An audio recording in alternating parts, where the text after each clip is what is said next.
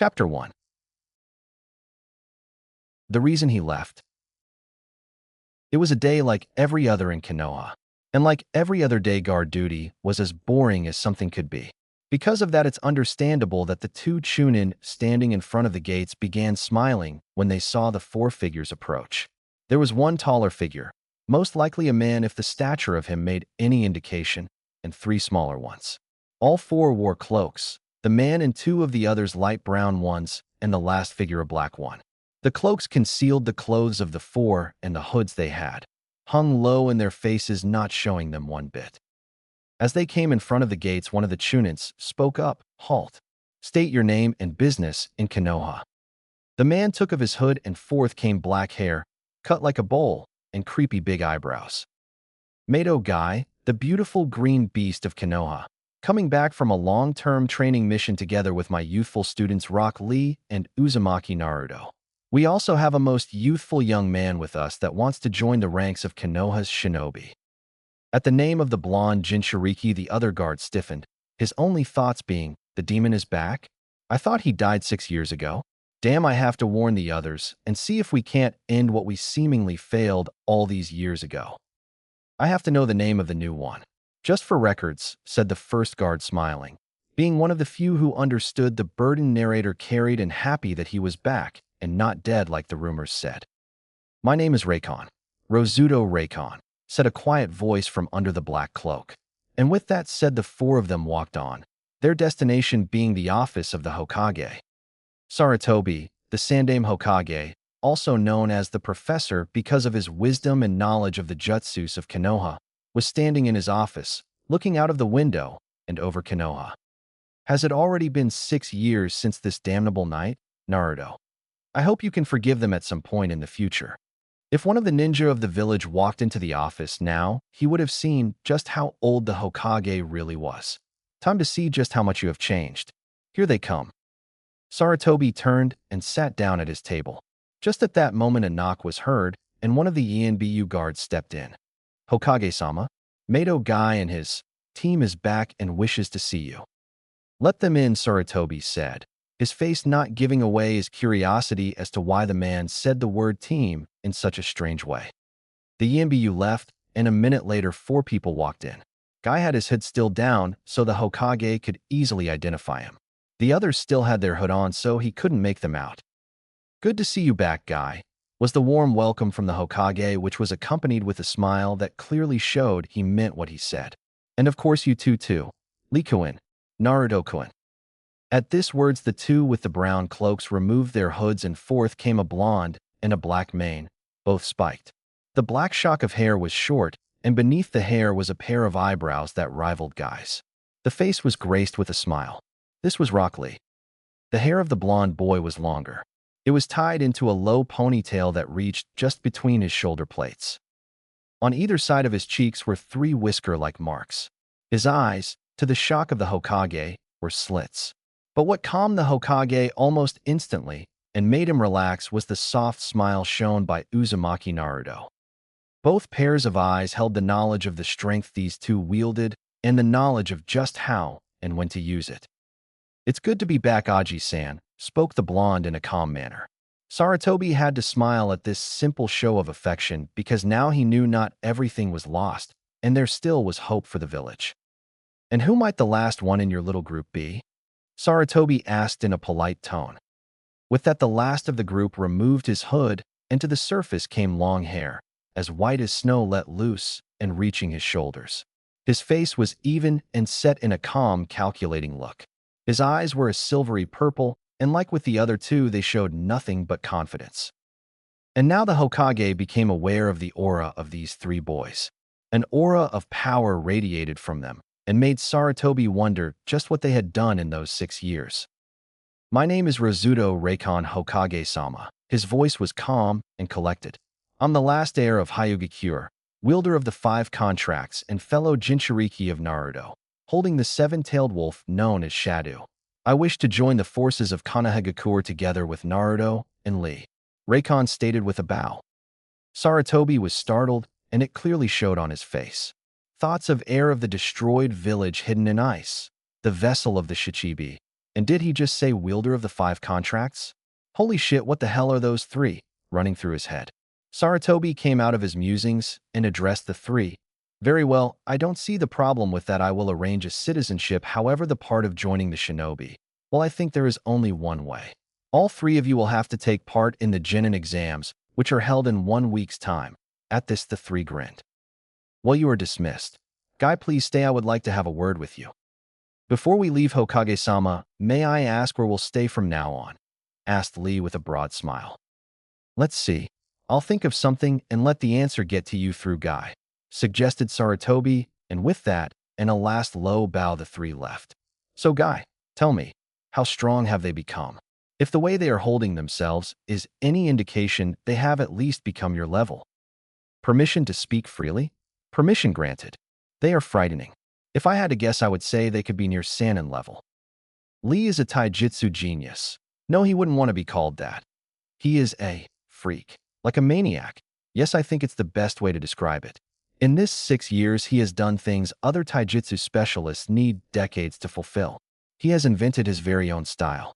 He calls it Ryukin, and it's sort of a combination of the Gokin, a style called Muay Thai, and a style called Taekwondo. It's one of the best styles I've ever seen. That it needs everything: speed, precision, and strength. It uses both fists and legs to an awesome effectivity. I don't have proof for this, but I've seen him fight, and the style has a flow. I think it could be possible that the Sharingan can't copy and predict it because you can't make out where one move ends and the next begins. That's all. I mean, that alone is unbelievable in itself, but you said they were Sannin level, and even if this Ryukin is as dangerous as you say, I wouldn't rank him higher than Jonin SP. If at all. If I remember right, Lee can't use Jin or ninjutsu, so why would you rank him like this? Asked a more or less dumbstruck and gaping Hokage. At this, Guy had a small smile on his face. I think to explain this, I have to tell you something. At the start of their training, the 3 of them made an oath, a blood oath. And for Lee, it meant more than just giving a promise. As he got in contact with the blood of Naruto and Raikon, he gained some new traits. At the Hokage's frown, Guy continued, you don't have to be afraid. It's the best thing that could have occurred. The few tenketsu Lee has were strengthened, and he has got the ability to heal damage that his own chakra does to his body. At this, a very wide-eyed Saratobi intervened. Heal the damage? But wouldn't this mean he could use them without backlash? How is this even possible? If you imply to the use of the gates, yes, he can go up to the 6th gate. That came on, without consequences. However, I forbade him to open the 7th gate, because his chakra is just the smallest bit unstable with 6 gates open, and as I know that there is a jump from Kaimon to Kaiman, and I don't know what might happen if Lee opens it. He can let the first 3 be open for an undefined time, the 4th, 5th, and 6th for an hour. As for how this is possible, well, from what we guess, Naruto and Raikon don't bleed just, well, blood. We think the 2 of them have the smallest amount of demonic chakra in their blood, which would also explain their instant healing abilities. We think Naruto's healing of wounds and Raikon's strengthening of the chakra paths caused this unique trait. You're right, Guy. With this, Lee could very well hold of one of the Sannin and have a good chance at least a draw. What about the other 2? The Hokage wanted to know. With that, Guy continued, Naruto is a one-man jutsu army. He has relentlessly honed his chakra control.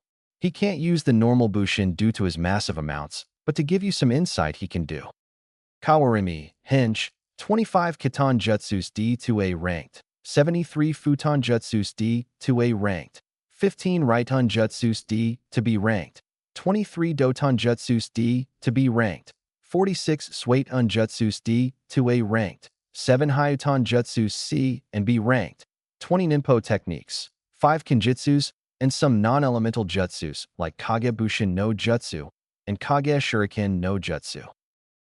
Alongside this, he's got the summoning contract of the foxes as a gift from QB together with. Guy paused at this, not knowing how he could present the next fact the best way. Together with what, Guy? And what do you mean by gift? Asked an impressed Hokage. Even he just knew about 350 justice, so the 220 or so Naruto knew were very good.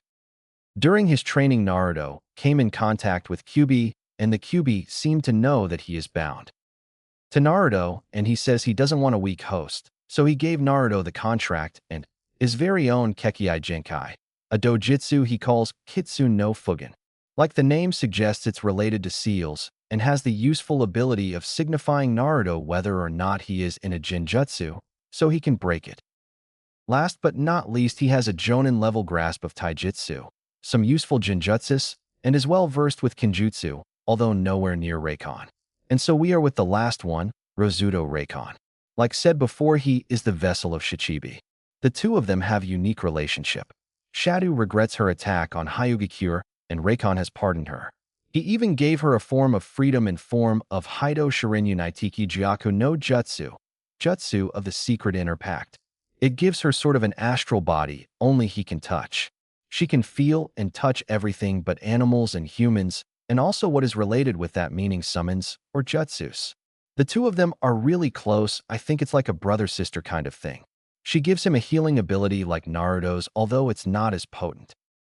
When Shadow was sealed within Reikon, his chakra system was developing, meaning it was practically too late. His system took severe damage by the demonic chakra, but he was lucky. The features of Shada's chakra made the last Tenketsus and chakra path stronger, so they can handle a hell lot of chakra. Because of this trait, he can use really low-level jutsus like Kawarimi and Henge, and really high-level ones like his summons. As he said before, Reikon is the wielder of the 5 contracts the ice was famous for: the wolves, the ice dragons, the ice bears, the arctic owls, and the crabs. He can summon one boss by himself, and all 5 if he uses the Shichibi's chakra. Then there is his Kekkei Genkai, the ability to control ice. 1/3 of his jutsus are Hyutan, the rest. Well, here come some exceeding circumstances into play. He has his Kekkei Genkai of ice, but his natural affinity is, well, fire. He says he is the first one in generations to get a fire affinity, so his second third is packed with Katon jutsus. And the last third comes with Shadow. Kagemain no jutsus, his shadow abilities. For example, he created a Shunshin where he sinks into his own or some other one's shadow. It's really hard and uses more than twice as much chakra as the normal 1-inch. And then there is his trump card, his ace up his sleeve, his most treasured fighting abilities, his taijutsu style and his kenjutsu style. His taijutsu, Itami fighteth the cook's feet. It's said the style was invented by a cook of a pirate gang called the Straw Hats. The style uses solely the feet, originally to not damage the hands. But Reikon uses his hands for jutsus or his kenjutsu sometimes, his kenjutsu. To say it's simple, it's quite the thing to see and very frustrating to fight. He doesn't often has to use his best moves, but if it comes down to it, he could fight some of the 7 swordsmen at the same time and possibly come out as victor, and that is if he doesn't call upon his sword souls. At that, the Hokage's eyes went wide once again with shock and disbelief. Smirking Guy continues, yes, he owns 2 Zanpakutos, which are named Hayamaru and Ryujin Jaka, and he has 2 techniques he calls Shurkai and Bankai, and they sort of release the true form of the swords. The aura he emits in the Bankai form is forcing you to your knee. It's overwhelming. The Hokage sat there, disbelief clearly shown on his face. Then a question began to form in his head. Say, Guy, this kenjutsu style, what is it called? Ninsho Yukibara no Odori, the dance of the burning snowflake. Although this style and the 2 swords are his strongest weapons, he has a 3rd sword with him, and while the other 2 are normally sealed, he has this usually with him. He just didn't wear it today as to not get too much attention. He fights with it most of the time. Now I already see a headache coming with the meeting of the council. If they get to know we have someone like him who wants to join us, they'll want to use him as breeding material. Saratobi became worried by that. We already have a suggestion for that, Hokage-sama. Naruto thought of something because he knew of the way of the council. What does he have in mind? A law. A special law for the 2 of them you have to approve of. The law states that Naruto and Reikon only will have to answer to the Hokage and get political immunity because of the crimes committed upon Naruto and the political status of Reikon as last one of the Ice Village. In exchange, the family of them will have to stay with the forces of Konoha for the next 7 generations with the same privileges and obligations. The Hokage thought about it. He couldn't find a danger that would outweigh the benefits. Yes, I think that could work. One last thing, Guy. Tell me, how does he stand towards the village? Guy got a solemn face. He has come to a philosophy that you can understand if you know what he has been through. Fight like you have to win the battle. To say it short, he hasn't forgotten that night. And if anything, he will defend himself if he needs to, but he won't attack first. I don't think he will ever completely forgive this villagers, but he still loves the village. He says it's his home after all. At least something. Now that this is out of the way and my curiosity is satisfied, I think I got the perfect apartment for the three of them. Take the key and bring them there. Dismissed. And with that, guy bowed and left. Meanwhile, in the town, Naruto, Lee and Raikon walked down the streets of Konoha. Everywhere they got, they were followed by whispers. By now they had taken of their cloaks. Naruto wore a dark green shirt, white bandages on his right arm that reached going from his wrist up to his shoulder, a pair of black fingerless gloves with a steel badge on the backhand, short black pants, and black boots. Lee wore a blood-red muscle shirt, white bandages on both of his arms from the elbow down to the knuckles, long black pants, and black boots. Raikon wore a black vest which was like a Chunin vest without the pockets. He had the vest open so you saw his abdomen, which was ripped. Down his left arm you could see tattoos. On his upper arm you could see a wolf head, a snowflake, a paw, a feather, and a little crab. On his hand he had the kanjis for ice and fire. He had black bandages on both of his arms from the wrist up to the elbow and black fingerless gloves with holes on the backhand, so you can see the kanjis. He wore short black baggy pants and black boots. Strapped to his waist was a simple sheet of a guardless katana, both dark blue. The demon is back? Didn't we kill him? Shit, if it's back to take revenge, we have to stop it. Didn't he learn his lesson last time we beat him? I think we have to repeat it. That were just some of the lighter comments the three received. They thought this would come, so they ignored it and just walked on. Until someone stepped in front of them. A boy and two girls. "You are standing in my way," said the boy. He had black hair and eyes, and, oddly enough, his hair reminded you of a duck butt. "Yeah, get out of my Sasuke-kun's way," the girl with pink hair shrieked. "Let me guess," started Raikon, black hair and eyes. "Arrogance to AIM better be couse of my name high. Definitively an Uchiha. And what do we have here? Pink hair, a voice that hurts the ears, and a fangirl attitude. Haruno. And the last one, platinum blonde hair, teal eyes. Although not the bossy alignment, I would say Yamanaka. Now tell me, why should we step out of the way? As I see it, you step out of our way so we can walk on." "Step aside, or I'll make you," said an enraged Sasuke. "I would like to see you try. I don't know why they make such a fuss about you. The only real last Uchiha there is Itachi." Raikon knew it would provoke Sasuke ever further, but it would be good to bring him down a peg or two. Furious about that comment, Sasuke snarled and attacked with a fist to the face. Raikon simply sidestepped it, and the Uchiha suddenly had a knee in the gut.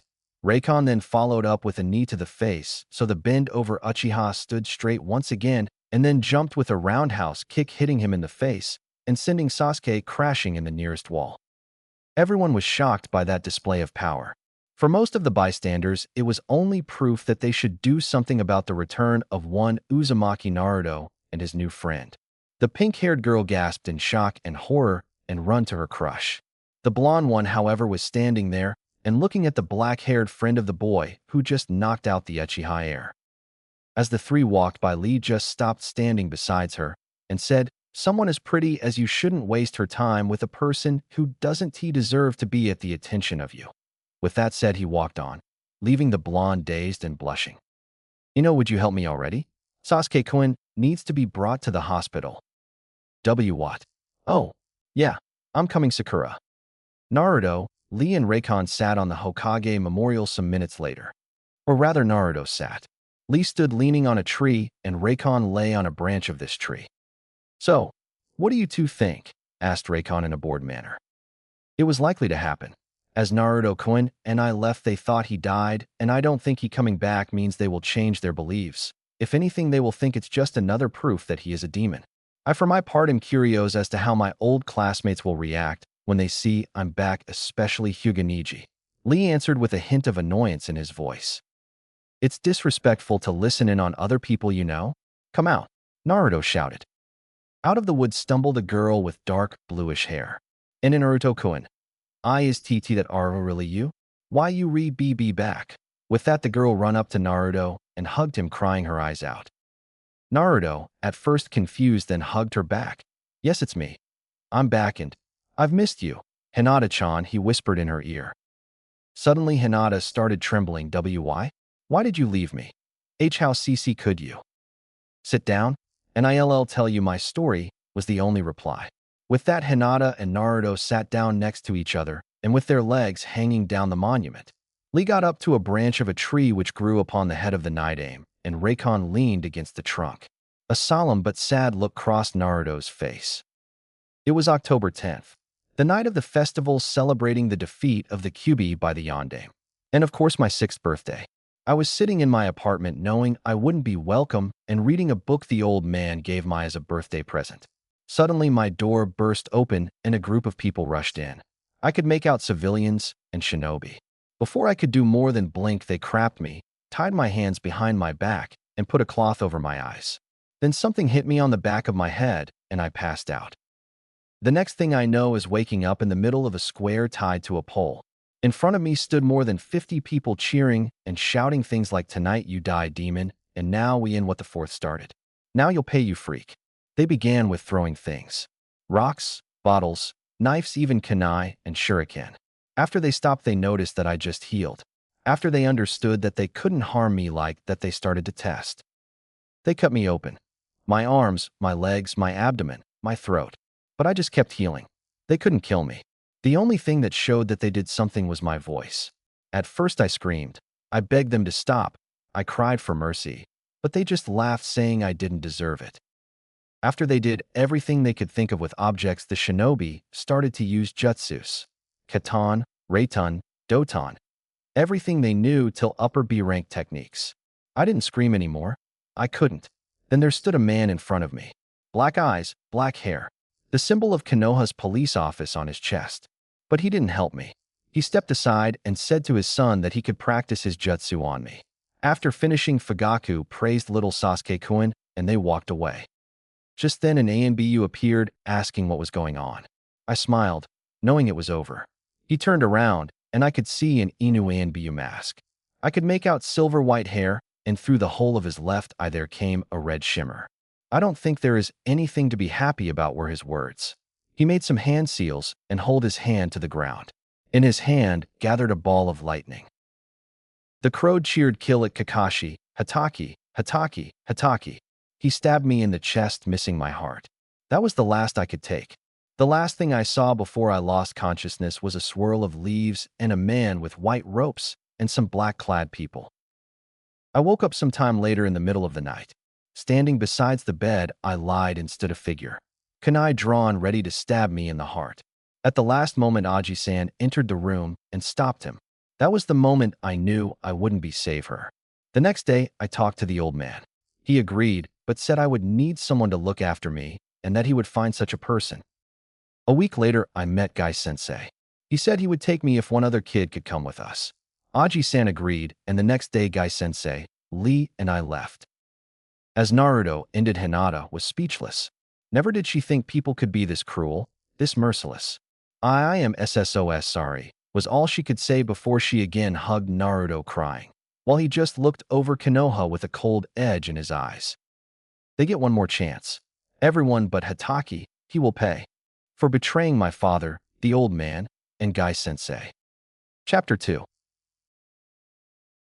First Academy Day. After Hinata calmed down, Raikon took out a flute. "I am glad you're back, Naruto-kun. I always prayed you would," Hinata said quietly. What do you want to do now? You want to be s shinobi, or what? "Yeah, we gonna take the exam next week," said Naruto before turning around. At that moment, a swirl of leaves appeared where Naruto was looking, and out of it stepped Guy. "Hey there, Hokage-sama, and I have finished." He gave me the key to your new apartment. He threw it to the standing Raikon. Attached to the key was a note stating the address, and to go to the academy for this week to get a feeling for their fellow soon-to-be shinobi. "How about we walk you home, Hyuga-san?" asked Lee in a polite tone. It's Hinata Lee-san, and I would like that." Hinata responded happy that she would be walked home by Naruto, but also sad that she had to leave him after she had just met him again. Seeing the sadness on her face, Naruto suggested that they talk tomorrow after the academy. After they brought Hinata home and bid her goodbye, they started to head to their new home, which was located on the other side of the town. Unfortunately, the rumor of the demon being back had already spread throughout Konoha, and it seemed like the villagers weren't too happy about it, as they suddenly appeared and gathered around Naruto, Lee, and Raikon, so the three of them stopped. "So that you are back after all, you freak," said a fat villager with a sneer. "Now we can pay you back for what you did to the last Uchiha, and truly in what we started all those years ago," he stated. At that, all of the people present approached. They didn't get that far, however, as Naruto flared his killing intent. Although it was just about Chunin level, it was enough to shut them up and stop them. "I would say you stop that right away, and wait until tomorrow, as I'm sure Hokage-sama has some announcements concerning me and my friends I'm certain you would like to know before you attack us," said Naruto, still flaring his ki. As the three of them go on, the crowd parted in front of them, too terrified to even say another word. They soon reached their destination, and what they saw brought a smile to the faces of all three. It wasn't an apartment complex like they thought. It was a two-storied mansion. "Well, that certainly is a surprise," Lee said out loud. The next day found the Hokage with the council. As it seemed, the fact that Naruto had returned was brought to their attention quite quickly, because as he entered the council chamber, he was greeted with shouts of how they should execute him immediately. "Hokage-sama, we have to kill him now before he can repeat his crime from 6 years ago," said a rather upset civilian council member. "And what would that crime be?" responded a furious Sandame. "That vile demon spawn caused the imprisonment of more than 50 innocent villagers and shinobi," a pink-haired woman almost shouted. "You know perfectly well it were the people who started it, because I remember it, you had a first-row place, Haruno-sen, and I forbid you to call him a demon one more time, or I will see to your public execution personally, because of you breaking the law," thundered Sarutobi, all the while emitting ki that even scared his former teammates. After taking some deep breaths and calming down, the Hokage continued, "Now after we have already discussed that point, let's go on." Together with young Naruto, returned a boy. He was interrupted by the old warhawk Danzo. "Do you mean the one who caused young Uchiha Sasuke being brought to hospital?" At this, there were some cries of outrage. "That would be correct," answered Sarutobi. "Now before you all go on conclusion again, let me tell you about him. His name is Rozuto Raikon, and he wants to join our ranks. He is the only survivor of the ice and brings with him the contracts ice was famous for and the Kekii Genkai of controlling ice. Now he has to offer some things if he's allowed to join. It's all listed on this sheet of paper. For example, his descendants will stay in Konoha for at least 7 generations and will answer to the present Hokage. There are also some other minor things such as connection with one Uzumaki Naruto, but I would say it would be a formidable addition to Konoha." "Hokage-sama," interrupted Danzo again. "So I think we should decide with a majority vote now." The Sandame intentional ignored Danzo. As the hands moved in the air, eager to add another bloodline to Konoha, Danzo tried again. "Hokage-sama, if you would listen to me." "In a moment, Danzo. As I see it, the majority is in favor, so this contract in my hand is now official." "Now what do you want, Danzo?" asked a smirking Sarutobi, knowing exactly what he wanted. Silently cursing, Danzo said, "I would like to know this minor things, as you put it, that are also part of that contract." Now that would be his right of choosing his wife, or wives if he wants, on his own, taking him of the breeding marked. He and his descendants have to answer to the Hokage only, and that is if they don't think he is harming their family or Konoha in their opinion. He is also, as the higher of the ice political immunity, giving him and high family the right to defend themselves against all hostilities, even from the villagers. And of course his and his family's right to leave Konoha if they are mistreated or were thrown out. The Hokage explained, calm, but with a smile. The council could only sit and stare as their Hokage took every chance of taking advantage of this situation. Now they could just see what they could do about the demon. Maybe they found a way of at least exiling him. At that moment, one Hyuga Hayashi wanted to know exactly that. "Now what was that about the connection of Raikon-san and the Uzumaki child you mentioned, Hokage-sama?" Again, Sarutobi could only smirk. "Well, you see the three of them, meaning Raikon-kun, Naruto-kun and Lee-kun have performed a brotherhood blood oath, so now Naruto and Lee belong to the family of Raikon, giving them the same rights. As it seems, Naruto has developed a new Kekkei Genkai of his own with the help of his tenant. He calls it Kitsune no Fugen, Seal Eye of the Fox. Now, if you would excuse me, I have a lot of work to do and a village meeting to organize. With that, one happy Sandaime Hokage left the chambers, leaving behind one upset council.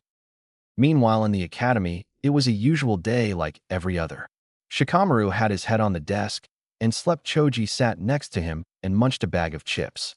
Shino silently conversed with his bugs, and Kiba joked with Akamaru. Hinata sat shy in her seat, and all the other girls made a fuss about their precious Sasuke-kun being in the hospital the other day.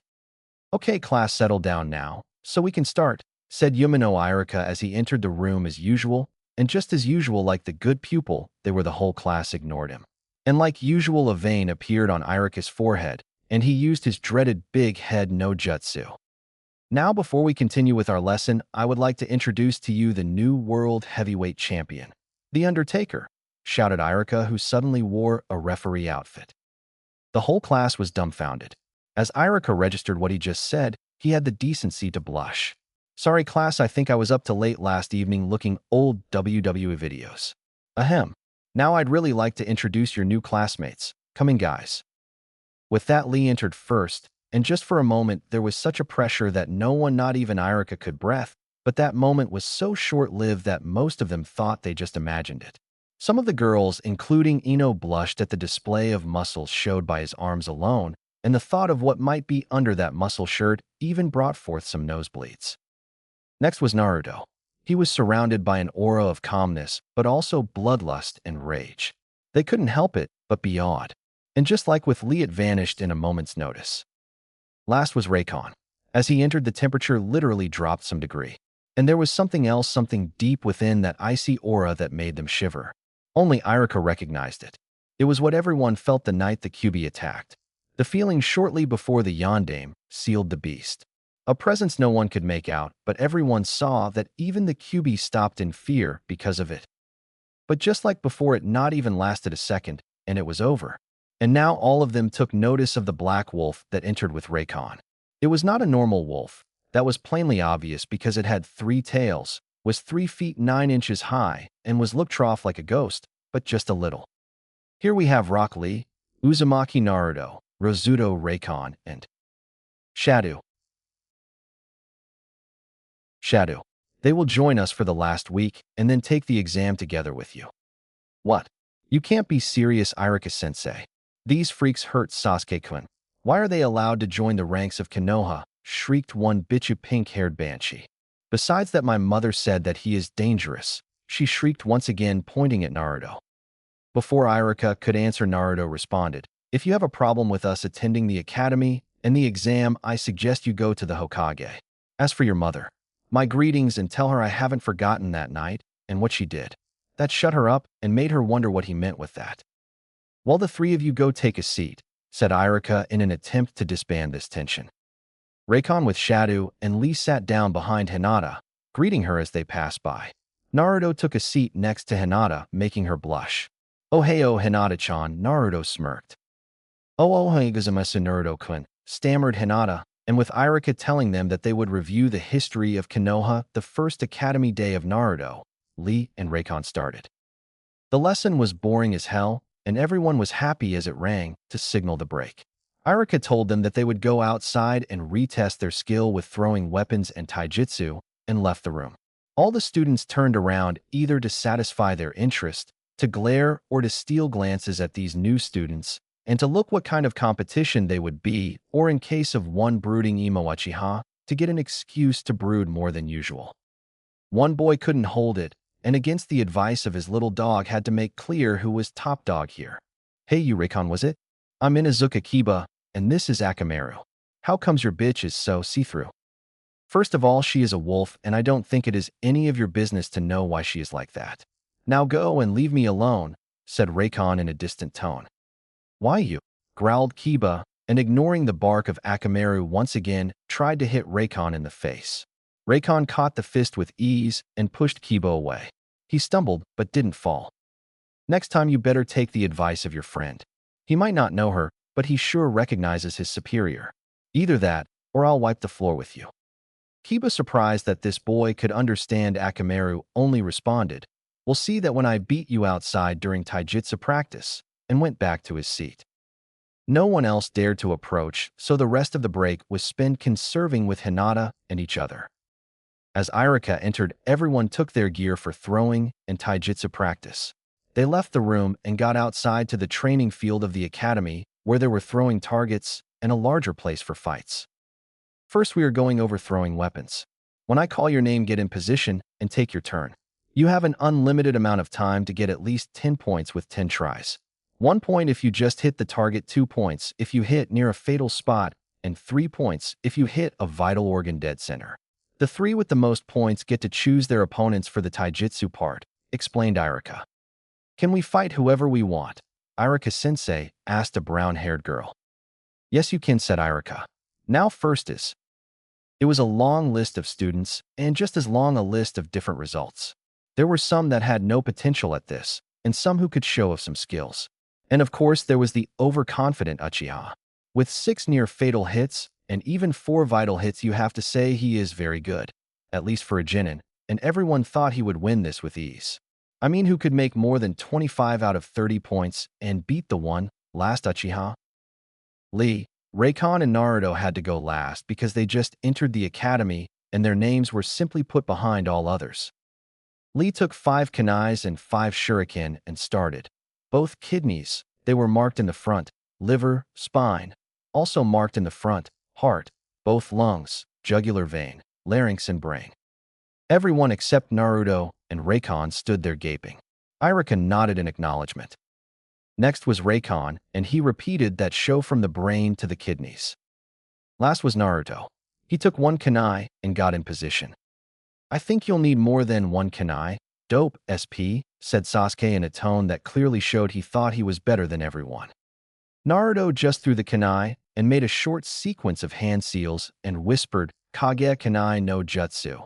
And the kunai multiplied tenfold and hit every spot like with Lee and Raikon. Show off, joked Lee and Raikon as the others stood there dumbfounded. WL, I think we have our winners. Now who would you like to fight? Lee Kuan asked a very impressed Irika. I would say volunteers first. Who wants to fight me? Asked an energetic Lee.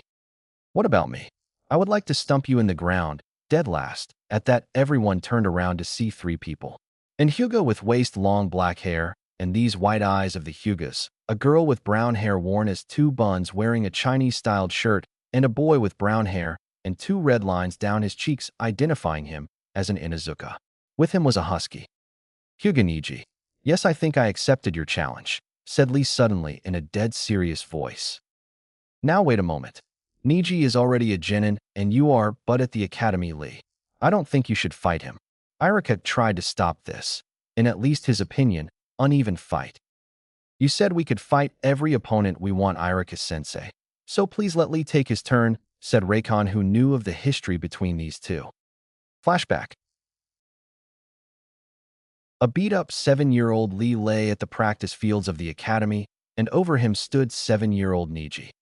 You will never beat me, for destiny has chosen me the winner. You should quit being a ninja, for fate decided that you can't be a ninja because you can't even use your chakra. Accept it already, the Hyuga ranted. You will see, Niji. One day I will beat you, and that day I will show everyone that a shinobi who only has taijutsu can beat a prodigy like you, responded a broken Lee. 1 week later, the class learned that Lee quit the academy.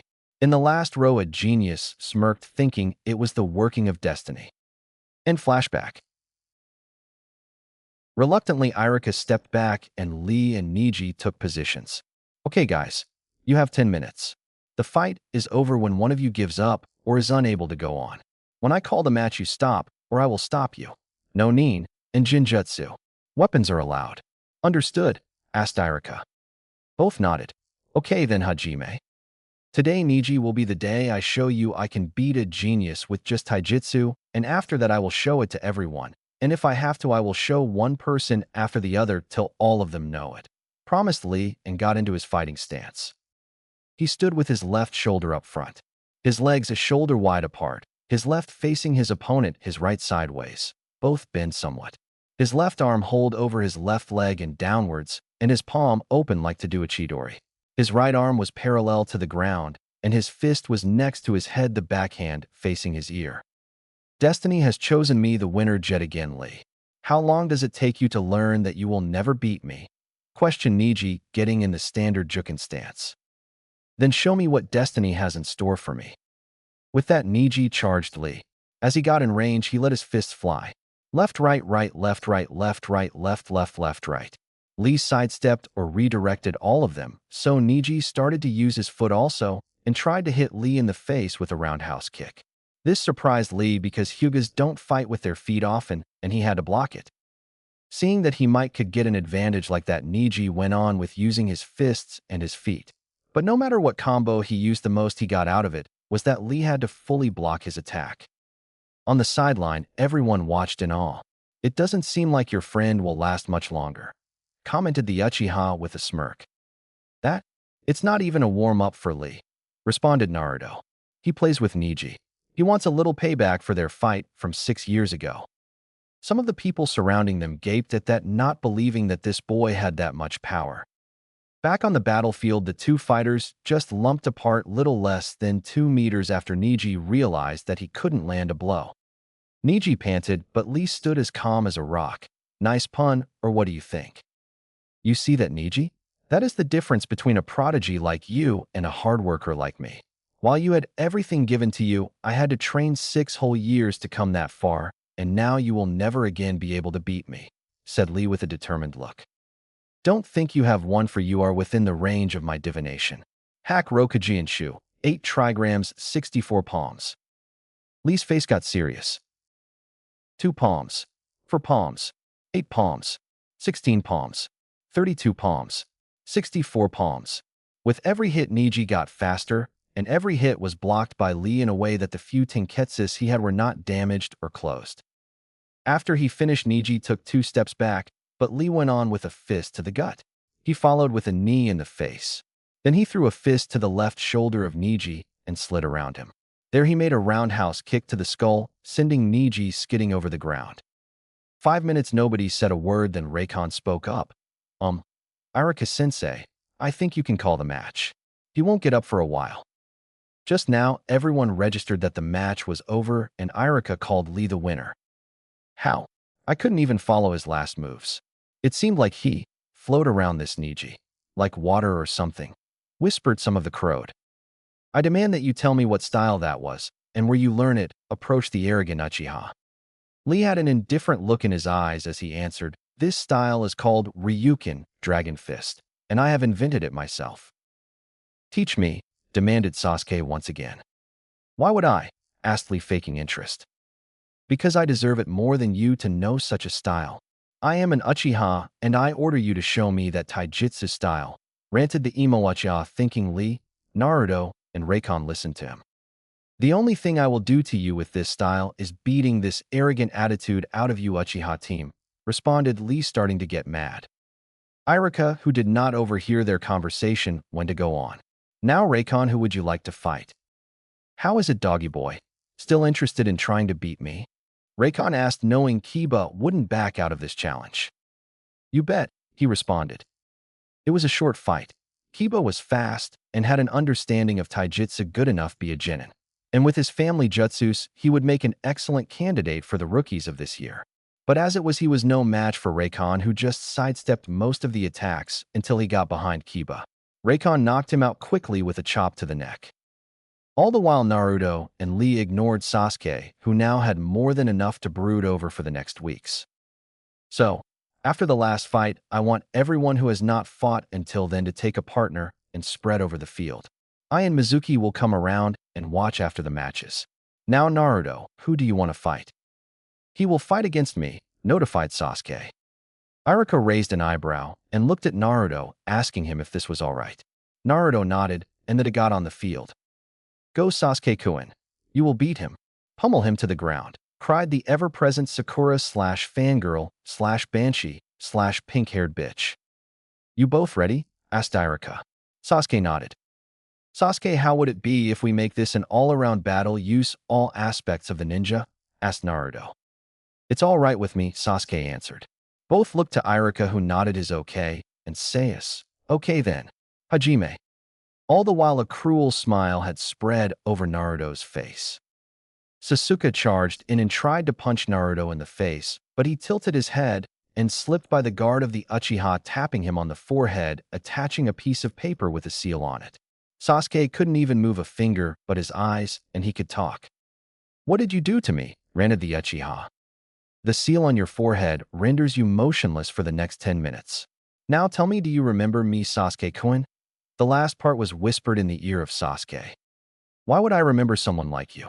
What do you mean? Responded Sasuke, a little frightened. The eyes of Naruto suddenly became cold. The look almost froze the blood of the Uchiha. Then let me remind you, and at the same time repay my department to you. Naruto said, emotionless, and went away several meters. He turned to the Uchiha and started to make hand seals. Snake, ram, monkey, boar, horse, tiger. Katan. Gokaku no Jutsu, grand fireball. Everyone saw that large fireball, but before Iruka or Mizuki could even do something, it was dispersed by Raikon and his sword. It's enough, Naruto. Let him be, he said, calm, knowing exactly what it was like if your tormentor doesn't recognize you.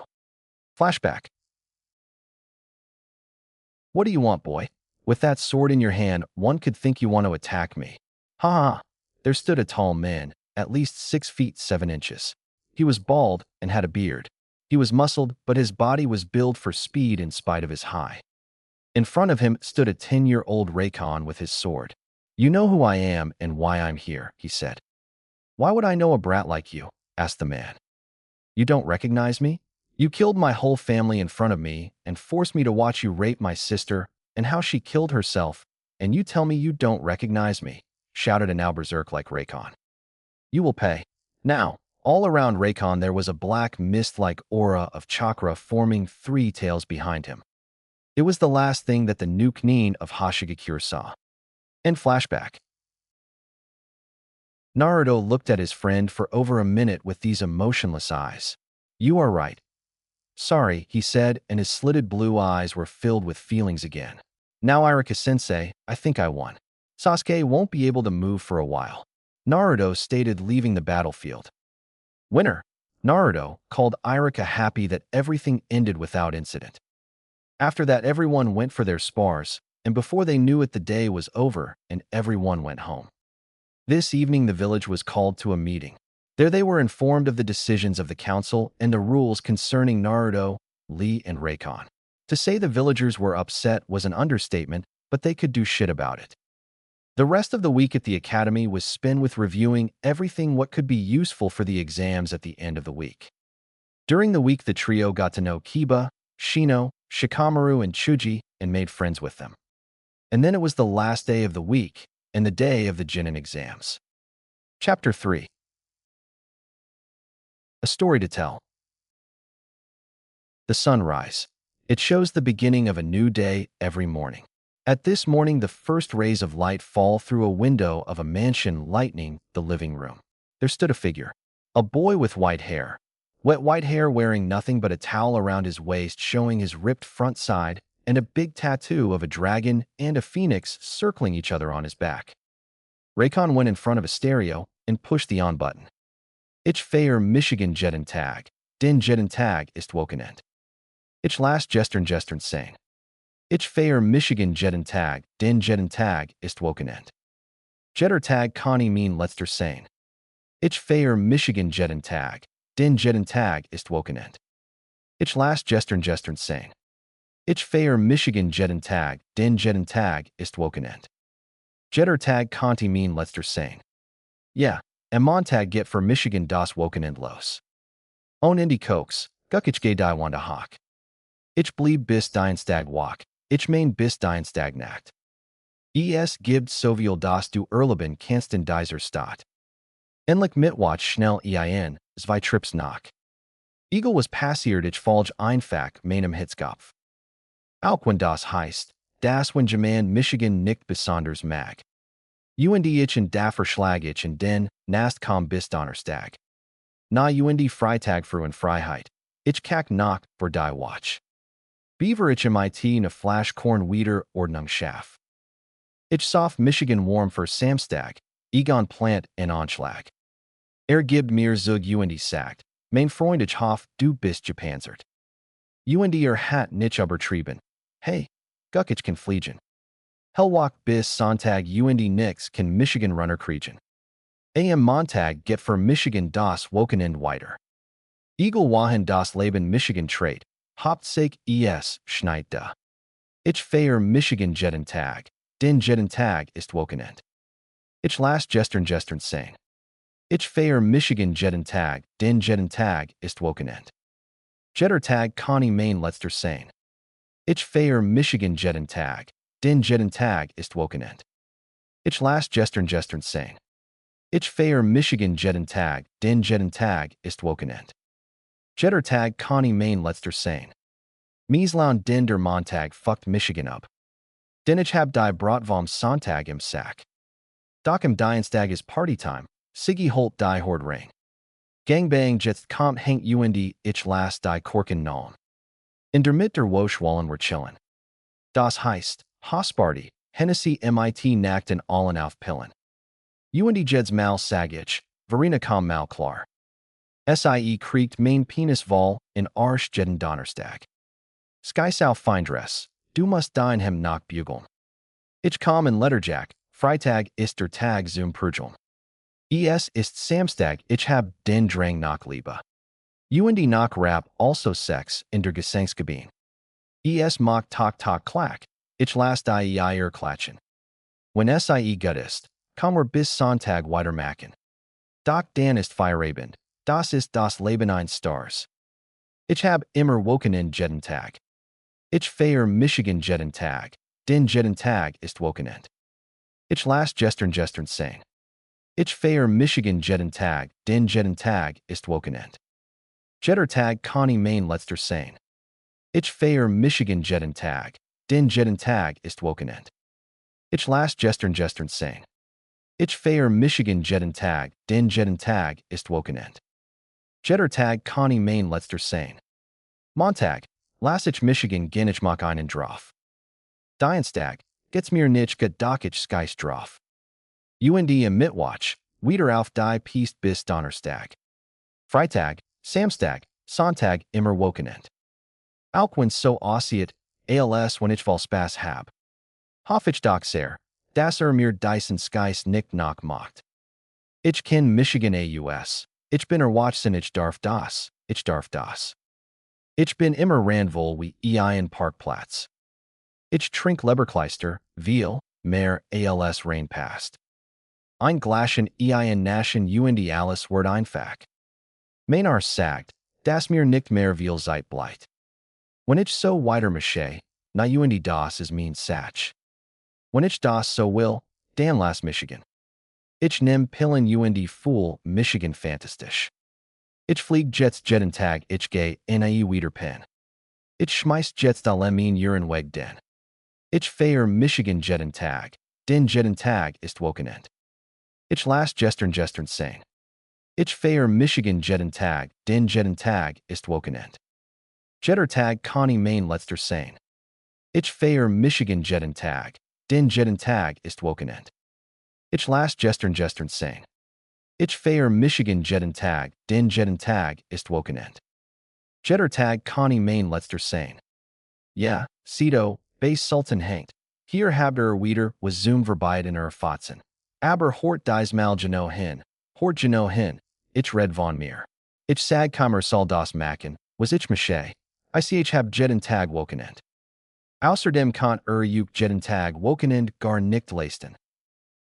Cito, Base Sultan hängt, jeden Tag Wochenend. During the song Naruto woke up and went into the kitchen to prepare breakfast.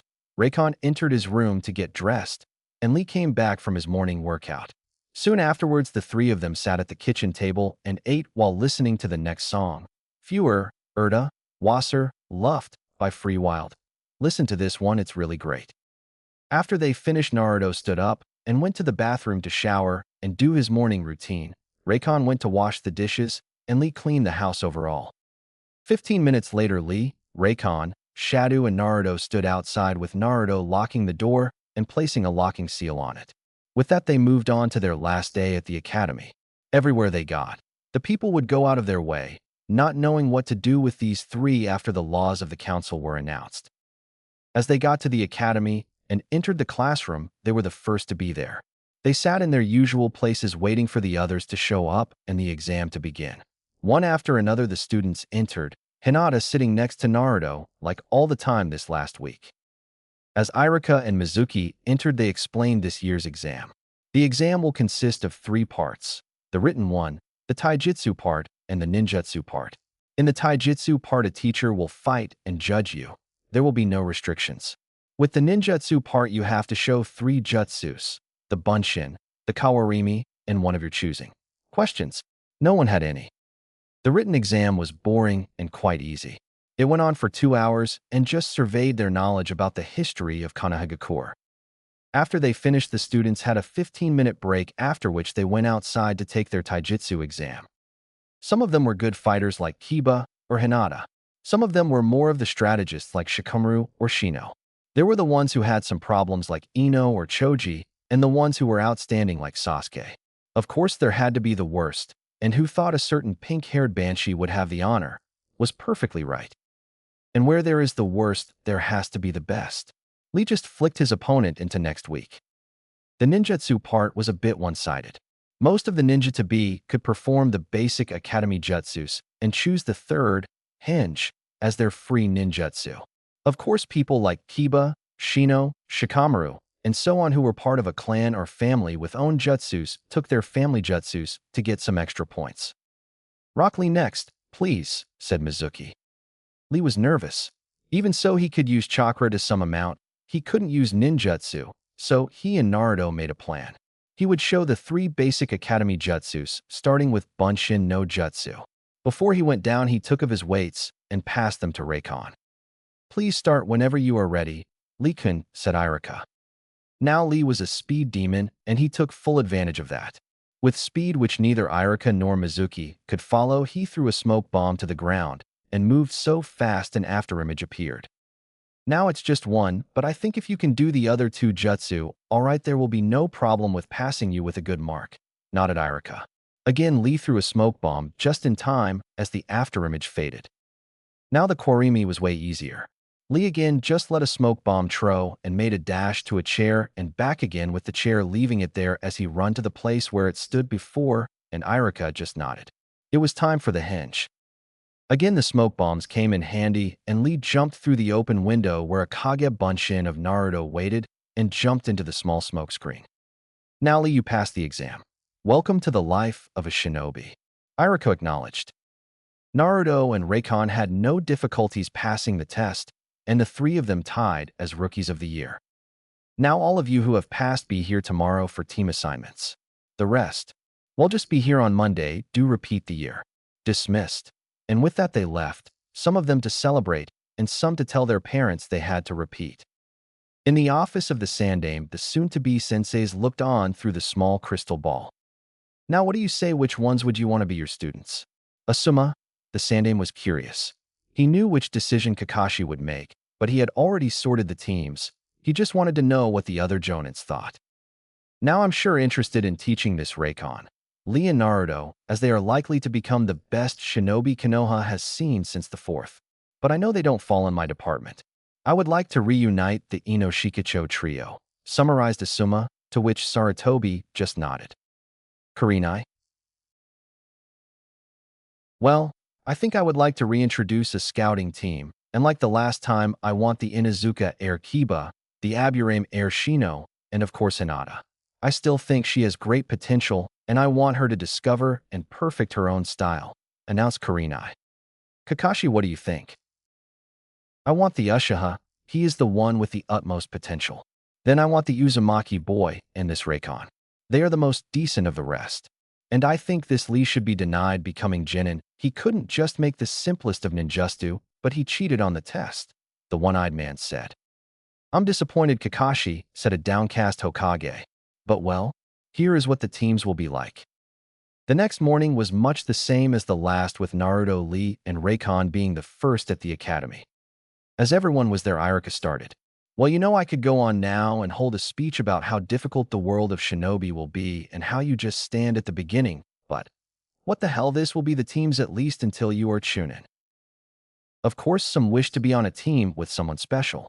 Hinata would like to be on the same team as Naruto, but would not mind being with someone else, much. Sakura, of course, was certain she was going to be on her Sasuke-kun's team. Just one person was not there with her thoughts. The last week had shown Ino things she never thought possible, like the one and only great Uchiha being a stuck-up, egoistic, not-so-great snob. And the three people, who everyone told her were the worst kind of people there is, were some of the most fairest, matured, and modest persons she ever met. And besides that, this Lee guy looked not too bad and seemed to be interested in her. Team 1 is still in rotation. Team 2 will consist of Rock Lee, Rosuto Reikon, and Shadow and Uzumaki Naruto. Team 3. Hinata was a little bit downcast, but everything that mattered now was not getting on one team with the Uchiha heir. Team 7 are Haruno Sakura, Uchiha Sasuke. Take that. True love conquers everything, shrieked Sakura, deafening almost everyone in the room. And Yamanaka Ino, Inazuka Kiba, and Akamaru, Aburame Shino, and Hyuga Hinata. Team 8.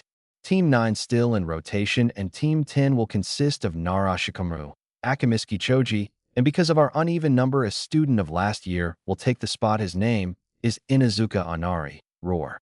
Your senseis will be here in a minute, so please wait here. I have to go to my new class, so I wish you all the best. Make Konoha proud. With that, Irika and Mizuki left. The particular teams got together to exchange information. They still didn't know of each other. Just one team sat there, quietly observing everything around them, conserving just with their body language. 10 minutes later, a beautiful woman with black hair entered. I'm the new sensei of Team 8. Come on, guys. Time to get to know each other. And the 5 left together. One after the other, the teams left, leaving only Team 2 and 7, neither of which was talk active. Suddenly, the door opened. Guy entered, and Team 2 left without a word, leaving the last team without the knowledge that I would wait for 2 straight hours. Just outside the academy, the new Team 2 stopped. Hokage-sama asked me to bring you 3 to his office. He wants a report on the last 6 years. And with that, all 5 were gone. In his office, Sarutobi waited patiently for the 4 to arrive, and just as he lit his pipe, they entered. Ah, welcome back, you 3. And I suppose this lady is Shadow? Welcome to you too, of course. Now, I'm sure Guy already told you why I wanted to see you. First of all, I want you to know that you won't get tested the regular Chunin test, and although it's unusual, there will be 4 teams this year to pass as I see it. Now, why don't you start at the beginning and tell me about your journey? Started Sarutobi in a calm tone. And so Naruto started. Well, after Guy-sensei, Lee and I left, we traveled quite a lot, and Guy-sensei started teaching us the basics of being a ninja. Flashback. Well, my youthful students, I, Mato Guy, will show to what it means to be a ninja and to let the fires of youth burn bright within you, shouted Guy in a tone that was not going to be heard in Konoha again when I returned because of a white-haired, one-eyed bastard. We will start with a light workout, and then I will show you the basics of taijutsu, or hand-to-hand combat. Hi, Guy-sensei, we will let our fires of youth burn bright, replied Lee with equal enthusiasm. Naruto just sat there questioning himself just what he got himself into. Flashback end. After half a year of traveling, we met a special person, Reikon. Flashback. Guy, Naruto, and Lee jumped through the woods early in the morning searching for a suitable training field. They came upon a clearing, but someone was already there. Such burning fires of youth to train this early. Let's join this youthful boy in his workout to increase our own youthfulness. The boy jumped at the shouting of Guy and draw his sword in front of him. Who are you? What do you want? And what the bloody hell did that freak just say? Said the boy rather calm. Sorry for that, my friend. I'm Uzumaki Naruto. This is Lee and Guy-sensei. We were searching for a training field, and Guy-sensei just said he wanted us to join you as you are already at it, and it is always easier to train in a group. By the way, who are you? My name is Rosuto Reikon. You can join for all I care. I sure as hell need a decent sparring partner. and with that they started training. They didn't plan it, but they trained all day long, just stopping to eat. Guy was proud that the three of them could take training so serious. The fact that they understood each other like they knew themselves for years led Guy to the thought that they might get another traveling companion. As they ate dinner, they talked about why they were traveling. Well, I'm on this trip with Guy-sensei and Naruto-kun here to prove that someone like me, who can't use chakra, can still be one of the best ninja in the world. A week before I left, a boy in my class, the prodigy of the genius clan of the Hyugas, beat me and said I should quit being a ninja. I will show him that I'm good enough to design my very own destiny. That was said without the usual ranting and the beginning of Lee's very own way of youthfulness. I'm here because of two reasons. The first being getting stronger. I want to be able to defend myself and everyone who is precious to me. I won't take shit from no one and walk my own path. The second reason being my old village hating and despising me for something out of my control. I will prove to them the mistake they made giving them a second chance, at least most of them. Say, why did they hate you, and what did they do to you? Raycon was curious, almost wishing he had found someone like himself. They beat me, they tortured me within an inch of my life, cut me open, burned me, and one stabbed me next to the heart. As to why, well, rather you know now than later. A little more than 6 years ago, Konoha was attacked by the Kyubi no Kitsune, the nine-tailed Biju. The Yondaime couldn't beat, so he sealed it within a child me. They hate me because I remind them of the past. Some even think I'm the Kyubi. Just because of him I survived that night. And also he could heal everything. The last attack was too much. This scar will be a constant reminder of who the real demons in the human world are. With that he pulled of his shirt, and next to the place where his heart would be there was a scar of 10 centimeters. Naruto molded some chakra, and the seal on his abdomen appeared. This is the seal, said Naruto, who couldn't look Raycon in the eye because Raycon had his face down. You know, although it is terrible what happened, I'm happy. He started to mold chakra on his own, because now I have found someone like me. At that he looked up, and surrounding his left eye was a seal as complex as Naruto's in the form of a snowflake. After he calmed down, Raycon started his story. Half a year ago, I lived in a small village, Hyugakure, hidden ice, together with my family. We were never many in our village, but we had some of the best ninjas in the world. My clan was known of two things. First, the swordsmanship of the man and the blacksmithing of the woman. Every girl born into the clan had to make a sword which was approved of by the elders to identify herself as a woman of the clan, while the boys had to master the first family style of Kinjutsu. Most boys and girls took this step at the age of 12 or 13, but not my sister. She was no genius by any means. She worked harder than any other girl and even some of the seasoned women in our clan. One day, as she was 8 and I 6, she completed her sword of trial, as we call it. The next day, she was to be accepted by the clan. This night, the attack against my village was taking place. Because some shinobi hated me because I was a Jinchuriki and couldn't agree with letting me live, they betrayed us, surrendering our location to a group of Nukanins of Hashigakure. They took the night shift as guards and took care of most of the other guards, and by the time the Nukanin entered our village, it was too late. It was a massacre. Every shinobi was killed. They tied me to a post. They wanted to show me what they had in store for a demon-loving village like that. At that point, silent tears rolled down the faces of all four. They took the kids and killed them, slitting their throats, stabbing them with swords, knives and kunai, or burning them alive. The women were raped and beheaded. My mother was crucified. They tortured her for 3 hours straight, breaking every bone in her body. But not her. They could not break her. Her last words were that she loved me and Hatsuyuki, and spitting in the face of the Nukanin, she was stabbed in the heart. My sister, my dear Hatsuyuki, they raped her, in front of my very eyes. I couldn't help. All my strength was gone when I saw that in front of me. I knew if I struggled they would just be more cruel towards her, and I would not let that happen.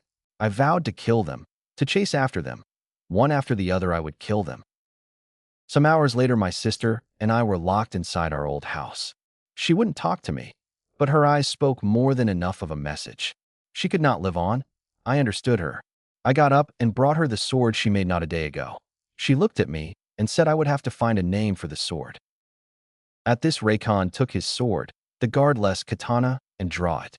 There was just one name that suited such a sword. This sword. Hatsuyuki. Its name is Hatsujuki, I said. She smiled, and in my arms she stabbed herself. I mourned for all I had lost, and out of grief there came anger, and out of anger came the wish for vengeance. It was the first time I came in contact with Shadow. She tried to calm me, and got me down to, instead of killing them all, and killing myself with that, to running away, to train and get strong and not to get my revenge. No, I know revenge is not everything, and I won't let my life be led by it, but I will get it, one way or the other. Shadow and I get along really well, and we work on a jutsu to partly release her, as it would kill me to free her. How is it going between you and QB? All new Raycon had changed the topic on propose, but everyone was okay with it. I haven't even spoken to it yet. Say, Raycon, how is it? Would you like to join us on our trip? Flashback end. And so we joined up and continued our training. After we had the basics down, Guy Sensei had us train under a lot of different senseis. I tried to get into contact with QB, and one day, half a year later, I succeeded. Flashback. Naruto woke up in a sewer. But how did he get here? Wasn't he just trying to talk to QB in his mind? Oh, what the hell? Why does my mind has to be a fucking sewer? Ranted the now 7-year-old Naruto. Oh well, just get it over with. And with that, he went into the sewer. After a while, he got to a big room, a damn big room. He couldn't even see the ceiling for Kama's sake. Well, what do we have here? Looks like a weak little human looking for some power. The voice of the fox doomed through the hall from the other side of a row of massive bars. I'm not here for power, you furball. I don't need anything from anybody, you hear me? Ha ha ha, what a child. Well, I won't fool around. To make a long story short, you may want to know why I attacked your village. Not all demons and elementals are as kind as Shadow. Yeah, I know about her. Now I'm one of the most relentless demon there is, and I'm damn proud of it. I attacked your filthy village for the sake of it, and because I just had a freaking bloodlust to tread. Now that little blonde pest was not planed, and the whole fiasco with me being set within your weak body just as much. On the other side, if you die, so do I, and I'm not fond of that. So here is the deal. You get some power from me. You get access to my chakra, and a thing you human call a Kekkei Genkai. What do you say? Now you sure want something in return. What is it? You might be a bit brighter than you let on, NE. Well, to make it short, it's boring in your human world. I want back to hell. And the only way to get there is to fulfill the contract of Shinigami, meaning you have to tell him when you die that I can go back to hell, because I paid my department. So what will it be? We have a deal, if you make it, that I must train to use that power you offer. So be it. I see at least one of you filthy humans has the guts to work for power, and I hope you will not only use it to play savior of the mankind. Now leave, I want to sleep. Flashback end. After that, we trained ourselves in the ground and made our blood oath. Learn to defend, started Naruto. Train for power, said Raycon. Fighting for us, continued Lee. That is what we were born for, all three closed. Idea from Bullet for my Valentine, the end. Guy Sensei took us to the different nations, to different teachers for the next 3 years. We got better and better, until no teacher showed us could teach us something new. So we trained of our own. At the end of these 3 years, the message found us about the whereabouts of almost all of the new Chunin that destroyed Hyogakure. Now there is just one running free, the one who caused the attack in the first hand. After that, we worked on perfecting our abilities. Last year, then there was the incident with Kakashi. He came to Guy Sensei one day, saying he regretted what he did to me. I forgave him as I became aware of this, only to wake up to Kakashi trying to kill Guy Sensei in his sleep so he could kill us. He escaped as he was no match against an up-and-going Guy Sensei who had trained with us after all. Now we are here, and we are stronger than ever before. Closed Naruto his report, which had taken quite some time, as it was already late afternoon. I'm sorry that my hand were tied by the council in this issue, but that cannot be changed now. While I thank you for the report, please be here tomorrow to get your first mission as Team 2. I have a lot of work to do, so dismissed. And with that, the five left and Sarutobi got ready to face the worst opponent of all Kages, paperwork. All the while, all over Konoha, the Chunin teams had gotten to know each other and their new sensei, and some were to get up tomorrow to take the real Chunin exam. Chapter 4. Good Old Wave. It was 1 month after the Chunin exams and the teams 2, 7, 8, and 10 had been granted to join the rank of Chunin. All of the teams had taken on some missions by that time, but most of the time they trained, as the academy sure builds up the basics, but after that it was up to the Jonin instructor to teach the young shinobi. For that reason, Team 8 and 10 often had joined training sessions, and every now and again Team 2 would meet up with them. At one of these sessions with all three teams being there, a very frustrated Ino walked in on them. When she was asked why she wasn't with her team, she explained how Kakashi not only favored the Uchiha, but also neglected the training of her and Sakura. Sakura seemed okay with that as she didn't have to do anything and could watch Sasuke all day long. Ino, on the other hand, had a goal. She wanted to show that a kunoichi could be just as good as a shinobi. I will refer to all ninja femme plus male as shinobi if not stated as above, and in order to do that she had to train.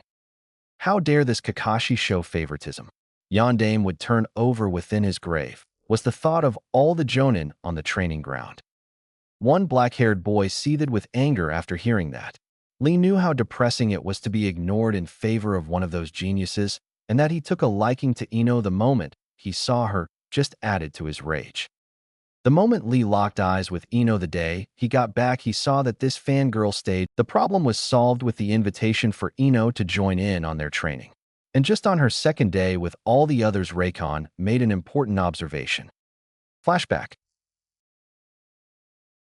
Teams 8 and 10, and of course Ino, were standing all over the training ground. Ino was told what the other teams already knew. Raikon, Lee, and Naruto were exceptional shinobi. They were far beyond the others, although they never really showed a fraction of their power, but of course that fact wasn't told.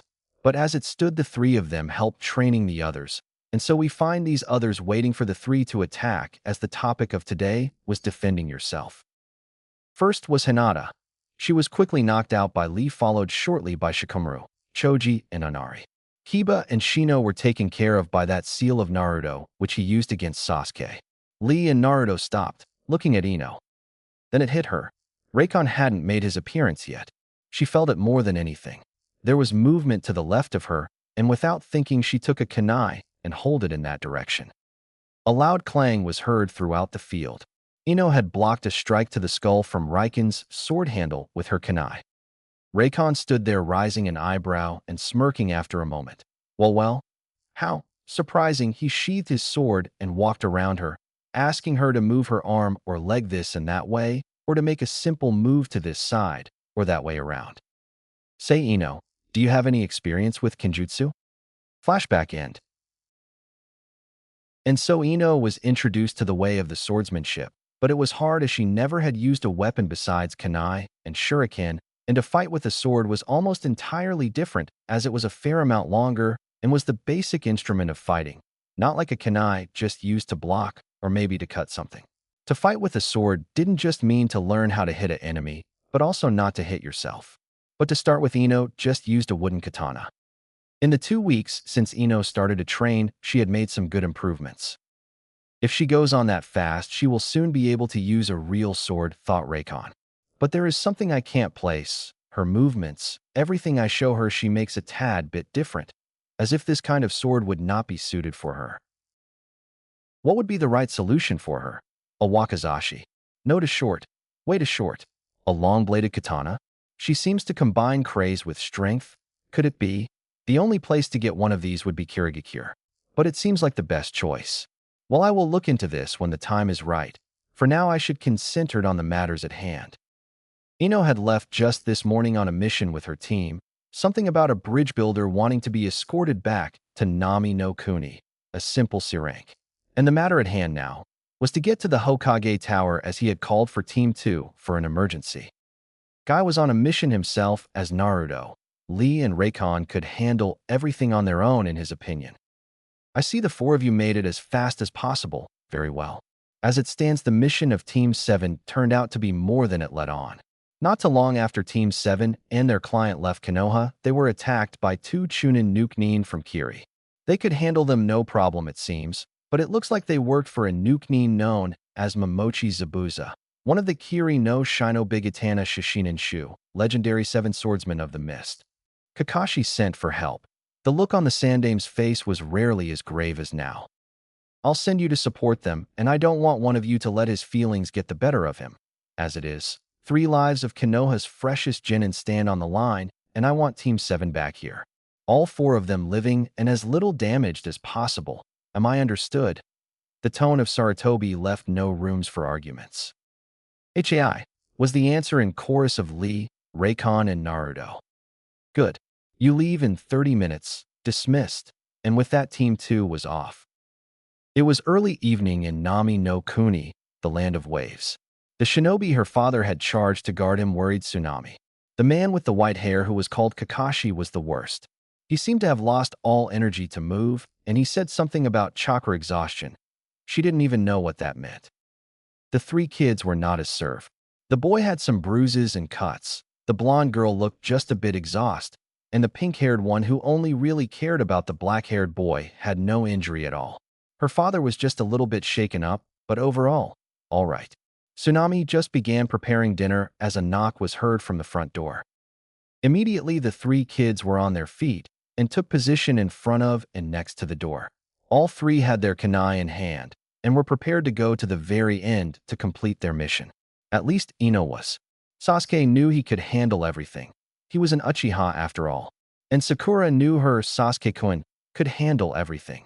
After all, he was the last Uchiha and her knight in the shining armor. It was silent outside. For a whole minute no voice or sound could be heard. Suddenly the door was blasted open, and before even one of the 3 genin could move, they felt cold steel pressed against their throats. I thought Hitaki would at least care enough for the Uchiha to get him back to the village undamaged, but it seems not like that would be true, stated the voice of the person standing behind Sasuke. Ino relaxed as she identified the voice as Naruto's, and if that was Naruto, then the other 2 could only be Rain-kan, who stood with Sakura and Lee. Why are you 3 here? Ino was surprised as to how fast these 3 could be. Not even Sasuke had the chance to move before they had entered and disabled them. Naruto was the one to answer. Hokage-sama sent us to support you guys. Now where is Kakashi? He is supposed to guard not only your client, but also his genin team, especially if someone like Momochi Zabuza is supposed to be a threat. He said this with a certain edge in his voice. Like that one-eyed bastard would give a fuck about anyone but the Uchiha. But as it seems he is indisposed in some way, he thought bitterly. Well, you see, Naruto, after we started our mission, we were attacked by 2 Chunin. Sasuke-kun and Kakashi-sensei beat them while me and Sakura guarded Tazuna, our client. After that we went on, but were again attacked, this time by this Zabuza guy you talked about. Kakashi fought him, but was captured by some jutsu in the lake which was next to us. Ino started to explain. Zabuza then used Mizu Bunshin, water clone, to attack us.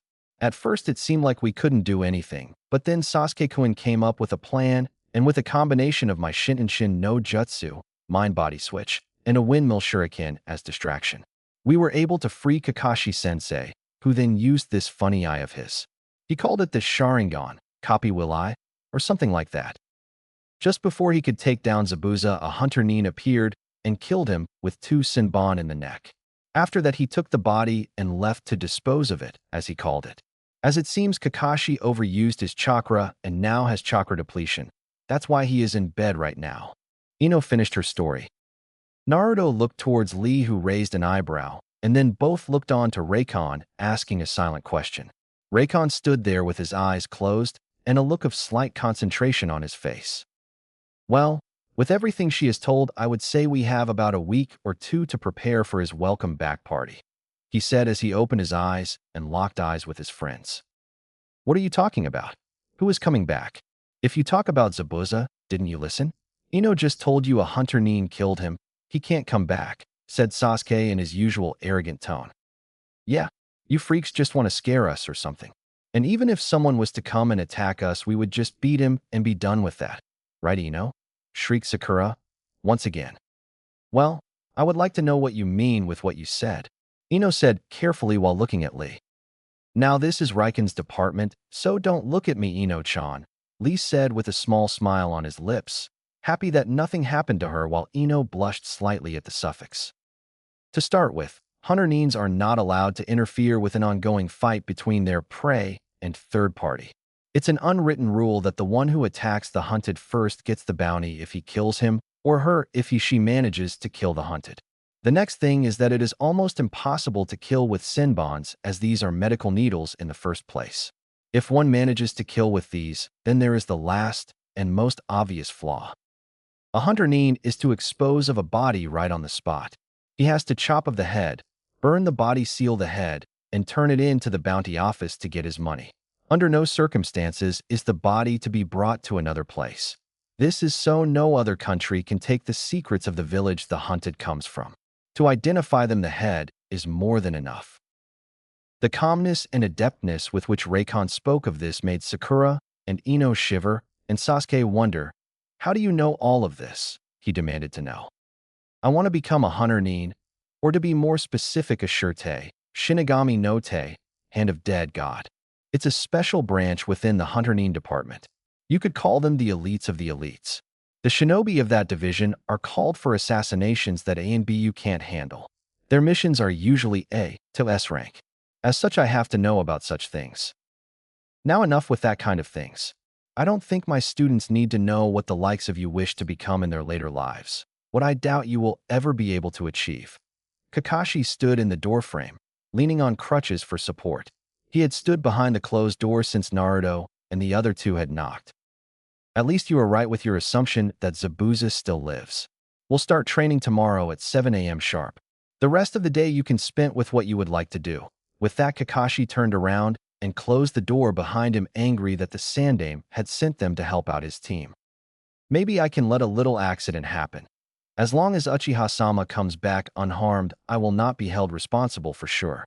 The council might even have a good mind about the demon dying." Kakashi had to think about some things this night, that was for sure.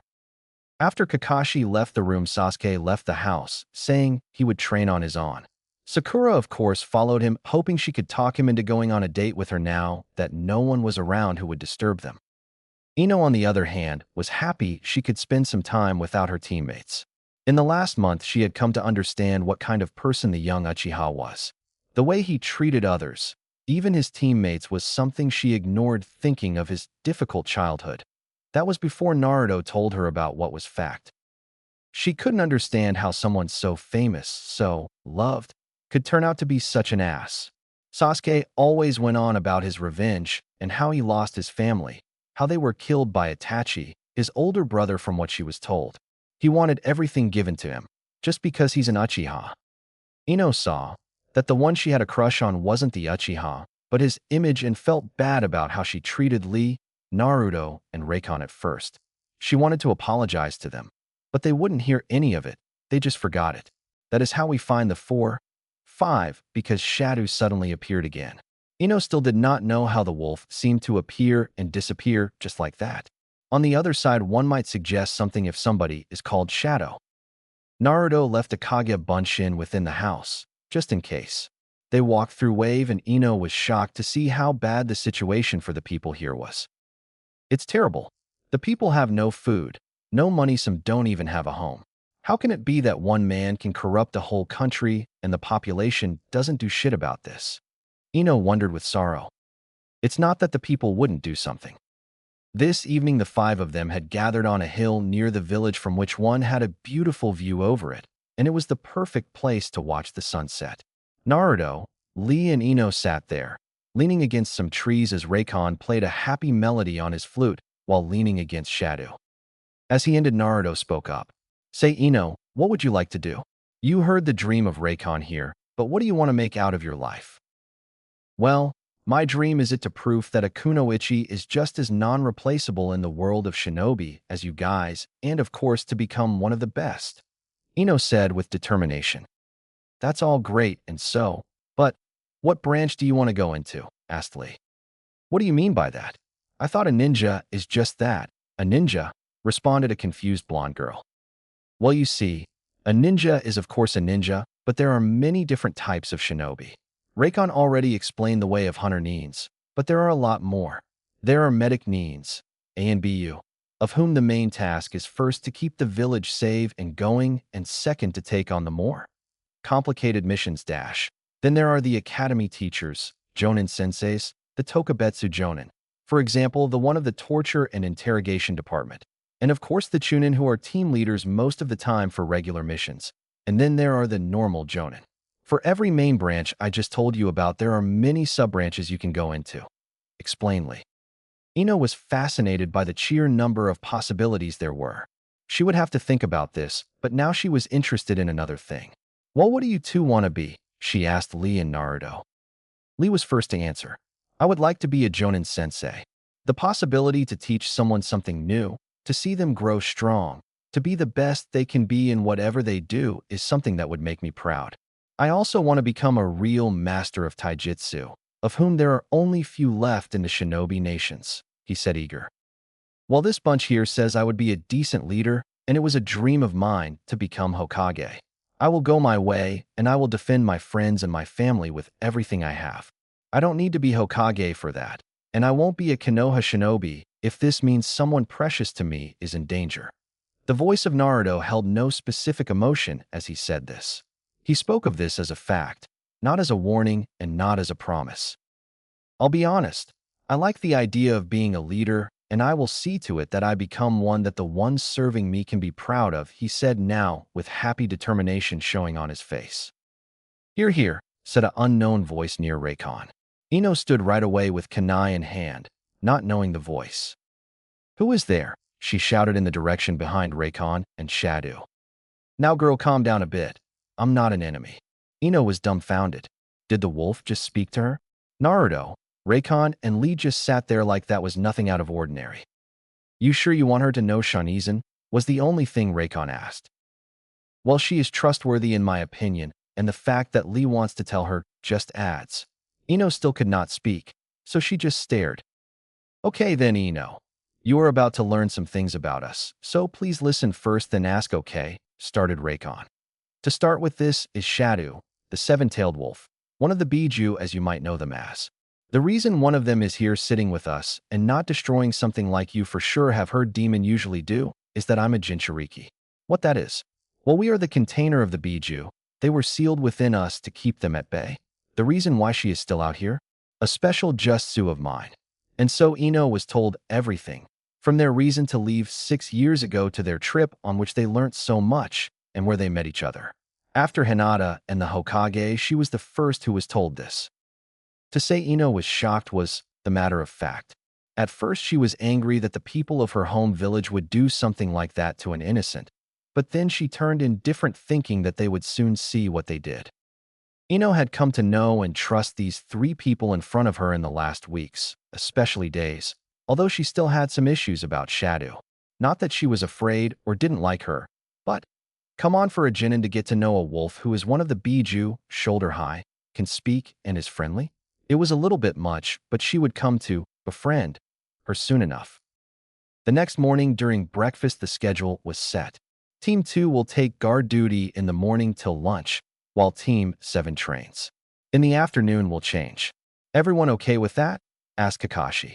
He would play good teammate until the time was right. Well, how about we take the duty of guarding on the whole week from morning till evening. We are here to support you guys, and the best way to support you would be to give you time to train. So what do you say? Raikon had his plans set. He knew Kakashi would ignore the girls so he could train Sasuke. Ino would come to them, and they could train without interferences. Kakashi was okay with that. With this, he could prepare the Uchiha heir. The girls, well, they would be okay, he was sure of that. And so the week went on. Like Raikon thought, Ino came not 1 hour after they separated, and the 2 of them started to train on the section of the bridge that was already finished. Lee would sit off to the side and cheer on Ino. Naruto had made about 30 Kage Bunshin to help build the bridge, about 15 to watch the forest next to the bridge, and about 5 that looked over Tsunami and her son Inari. One evening, the more or less happy atmosphere was disturbed. Why do you guys even try? No one can beat Gato. You will all just die. Inari snapped. What would you know about what we can do? Was Naruto's cold answer. What would I know? You come here and play hero. You don't know what it means to live such a life like we have here in Wave, shouted Inari. You want to know about a hard life? Get beaten and laughed at. Be ignored and mistreated your whole life. just because you are not like all the others, like all the great geniuses that come from great clans and have everything given to them. Lee had taken on a cold tone. Get beaten, stabbed, cut open, and burned within an inch of your life after you were hated by the people your whole life for reasons beyond your control. Naruto had once again this emotionless tone of him. See how everyone you love and your whole village is murdered in front of you because of someone who hates not you but what you represent. Then you can talk about a hard life. Raikon had an icy tone. I think I'll go for a walk. With that, Raikon left with Shadow after him. Inari ran up to his room. It was quiet at the table. The groups soon stood up to go to bed. No one ever mentioned that evening again. Raikon and Shadow wandered through the forest. Sometimes I can't understand these people. They have everything they could ask for, a family, friends, a place they can call home. And then, just because something doesn't work out as they thought it would, they go and think everything is bad and lost. They have no idea what it means to suffer. Raikon was not angry anymore. He was sad that people thought so little about life and wouldn't fight for a better one. Now, little one, he is but a child. He doesn't know how hard life can be, and I pray he will never, Shadow said with a gentle voice. Yeah, you're right. I think. With that, he bit his thumb and smeared some blood on a small seal on his waistband, and his flute appeared. The two of them walked for over 2 hours until they came upon a clearing. They lied down snuggling together. I'm out here for almost 3 days now. My time is over for now, Shadow said. I know. Good night, Shanizen. See you tomorrow. Raikon was a little gloomy. In the past years, Shadow had become one of his most precious person besides Naruto, Lee, and Guy. Every time she had to go back within the seal, he felt like it was his fault that she wasn't free. And every time he got a bonk on the head by one of Shada's tails, she knew what he thought, and she thought it was absurd. Sleep well, little one. And Shadow vanished within black mist. Raikon lied there for another hour or two thinking about how his life had changed. I like how it is now. The only thing I miss is the freedom when you aren't bound to a village. But if the demeanor of Konoha's people is any indication, it won't be too long before they will make the mistake of betraying Naruto the second time. Until now, Raikon had nothing in Konoha for him to stay, and he didn't like the attitude of the villagers towards people who are not like them. The thing was, how would Naruto react if they went against him? He now had someone he really cared for besides the Hokage. It looked like Naruto had fallen head over heels for Hinata, and Raikon knew that Naruto would never leave just like that.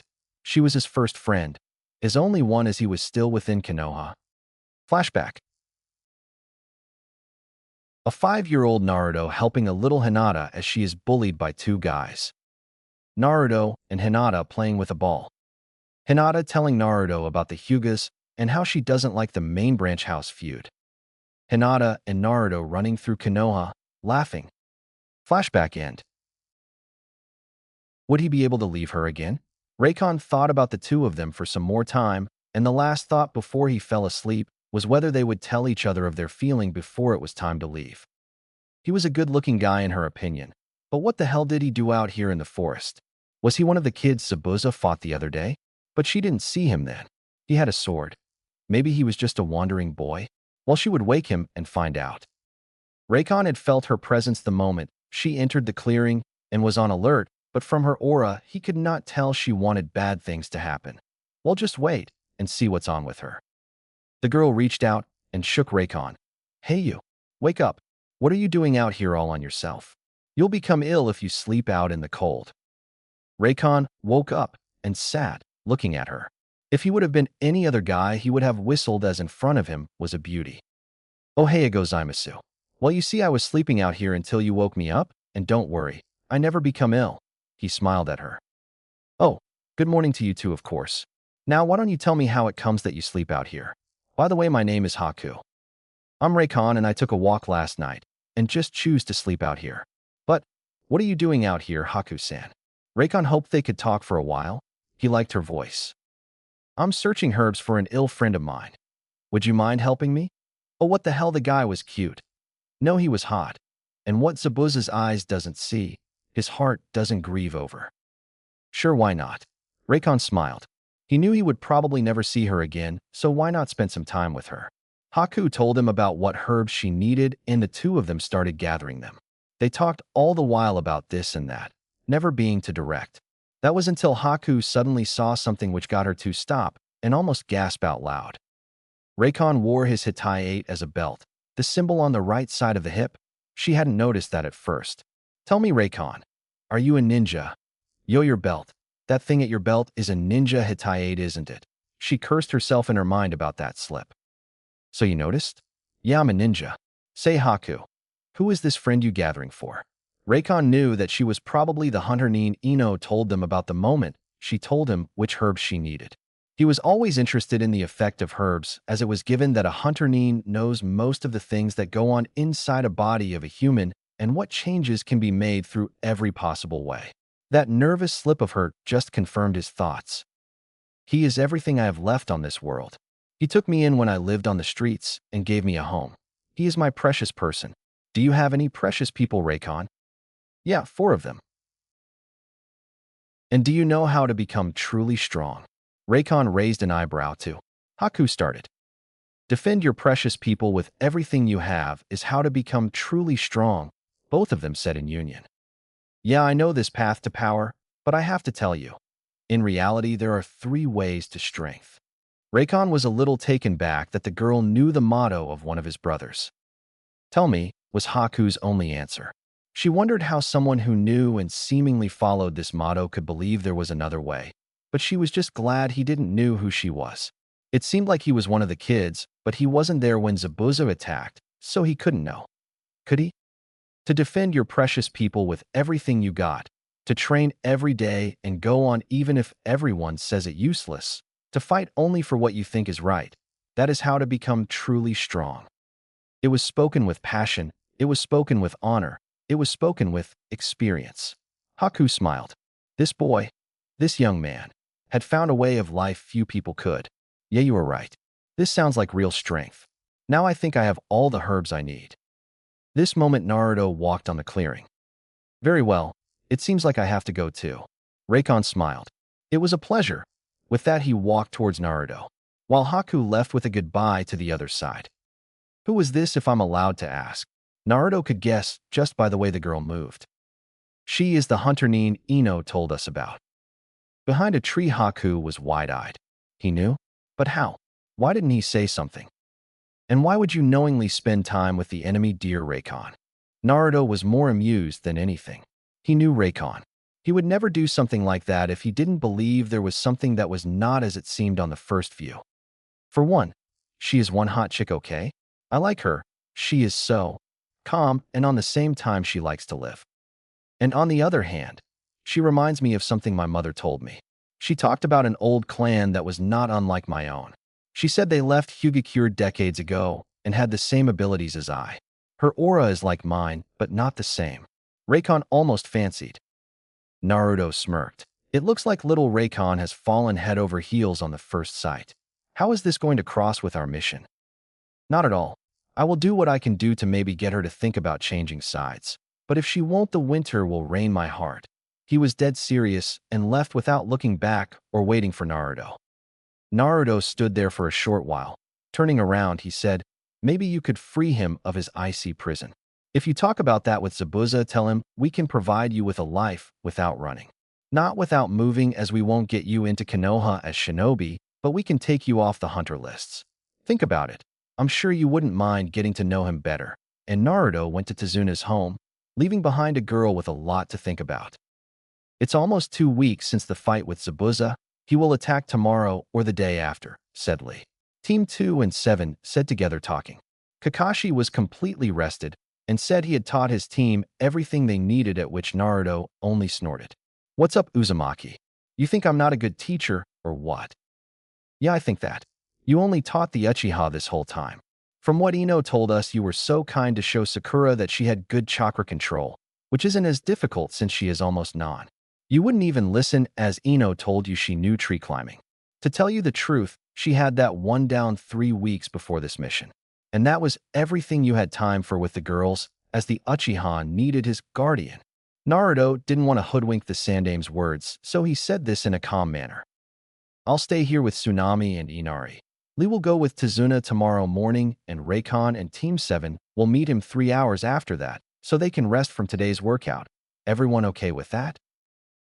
They all nodded. Kakashi was happy with that.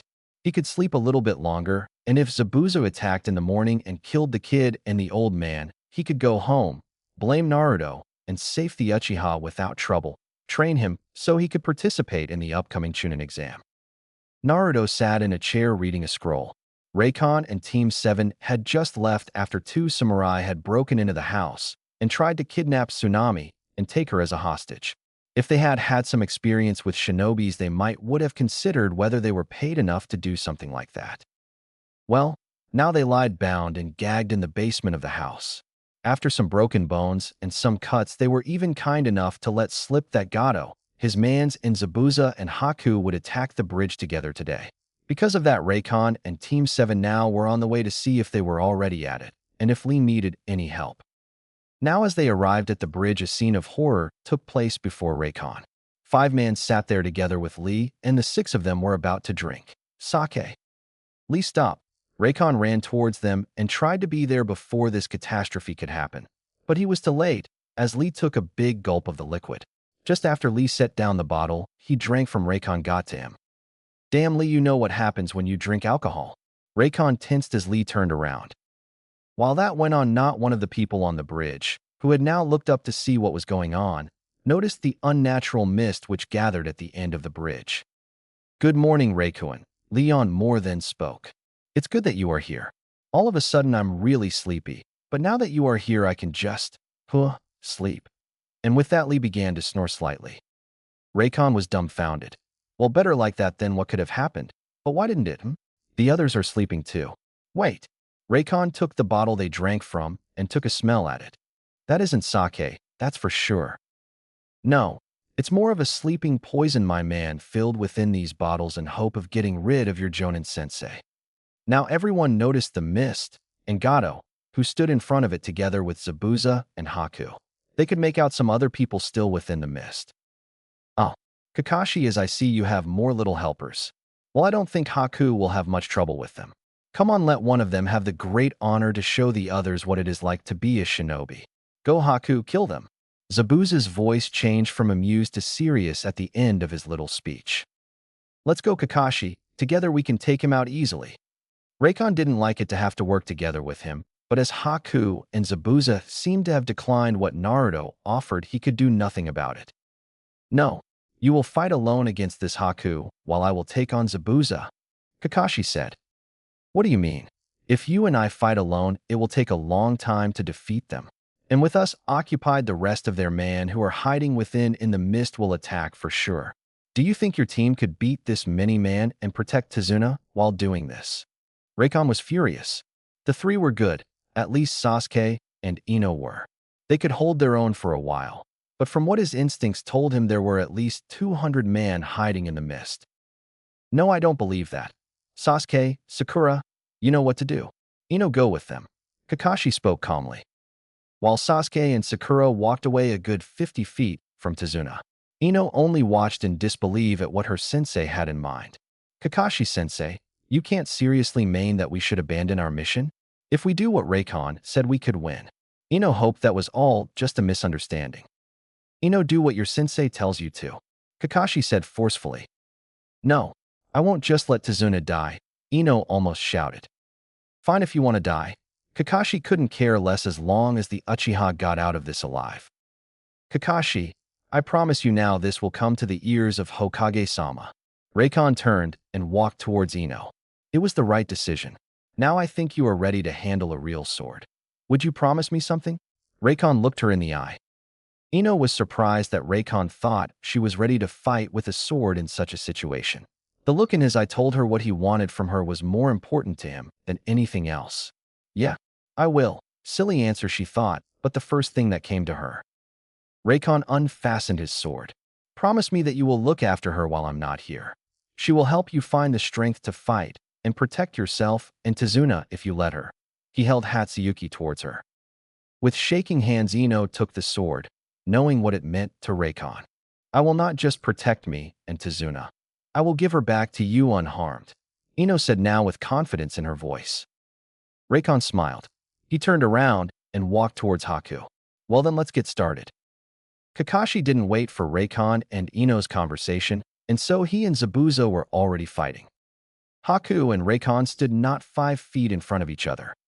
I have talked with Zabuza, and we have discussed what your friend offered to us. I'm to tell you that we accept.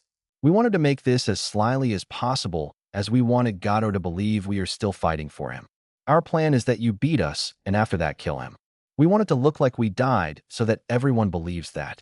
Zabuza will beat Kakashi after that you two will fight. What do you say? Haku spoke in a hushed voice. Raikon had to smile. I'm happy you choose to walk down this path. Now let's put on a show. I want to see how strong you are. And the two of them charged each other. Raikon drew a kunai while Haku chose a senbon. They clashed, the two weapons of choice meeting for the first time. Haku tried to hit Raikon with her fist, but he leant back and avoided it. Raikon continued the movement and made a backflip and used his leg to kick Haku. She blocked the kick with her forearm and charged with a combo of strikes and kicks. Raikon avoided the strikes and blocked the kicks with his own feet.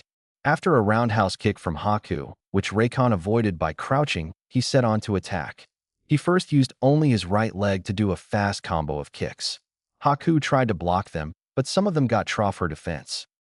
After a stronger kick, Raikon continued the movement, sat his right leg on the ground, and let the speed he gained like that flow into his left leg to do a roundhouse kick on his own. Haku blocked it, but it was so strong that it pushed her away several meters, after which she righted herself. I see. You prefer to use your feet and speed to fight. Well, I can go with your speed, no problem. Haku said, amused. He was a challenge. She hadn't had one for quite some time now. She would enjoy this, that was for sure. Really? Then show me what you got. Raikon got into position, body slightly tilted to the side with hands in his pockets. Again, Haku charged with a senbon in hand. Raikon used the kunai he still had in his hand, even in his pocket, and blocked. Now I have the advantage, she said, smirking. And how is that? Raikon asked with amusement. Your hand is occupied, so you can't make seals, however I still can. And she started to make one-handed seals. Sensatsu Suisho, 1,000 flying water needles of death. Just before the needles out of ice would have struck Haku, and Raikon leaped away. While Haku silently cursed that she had missed him, Raikon was surprised. That jutsu just now, how? Could it be that? Kasan, I have found them. The last reminder of my old village. Let's see what she can do when I show her just how cold the winter can be. Raikon was excited. Now, after all these years, he could compare his abilities with someone who could fully grasp and understand them. Well, Haku, after this little show, it's now time for me to fully introduce myself to you, Raikon said with a smile. He started to take off his vest. What do you mean? I know who you are. You are Rozuto Raikon, and you come from Konoha. What more is there to know? Haku was confused as to what he could mean. Raikon had taken of his vest and his bandages. He bit his thumb and smeared some blood on the kanji of ice on his backhand, and a puff of smoke blocked the view. After the smoke vanished, Raikon stood with a sword strapped to his back. The katana was a good meter long and had a deep blue sheath and a light blue hilt. The guard was a 4-pointed star. Raikon himself had just slightly changed.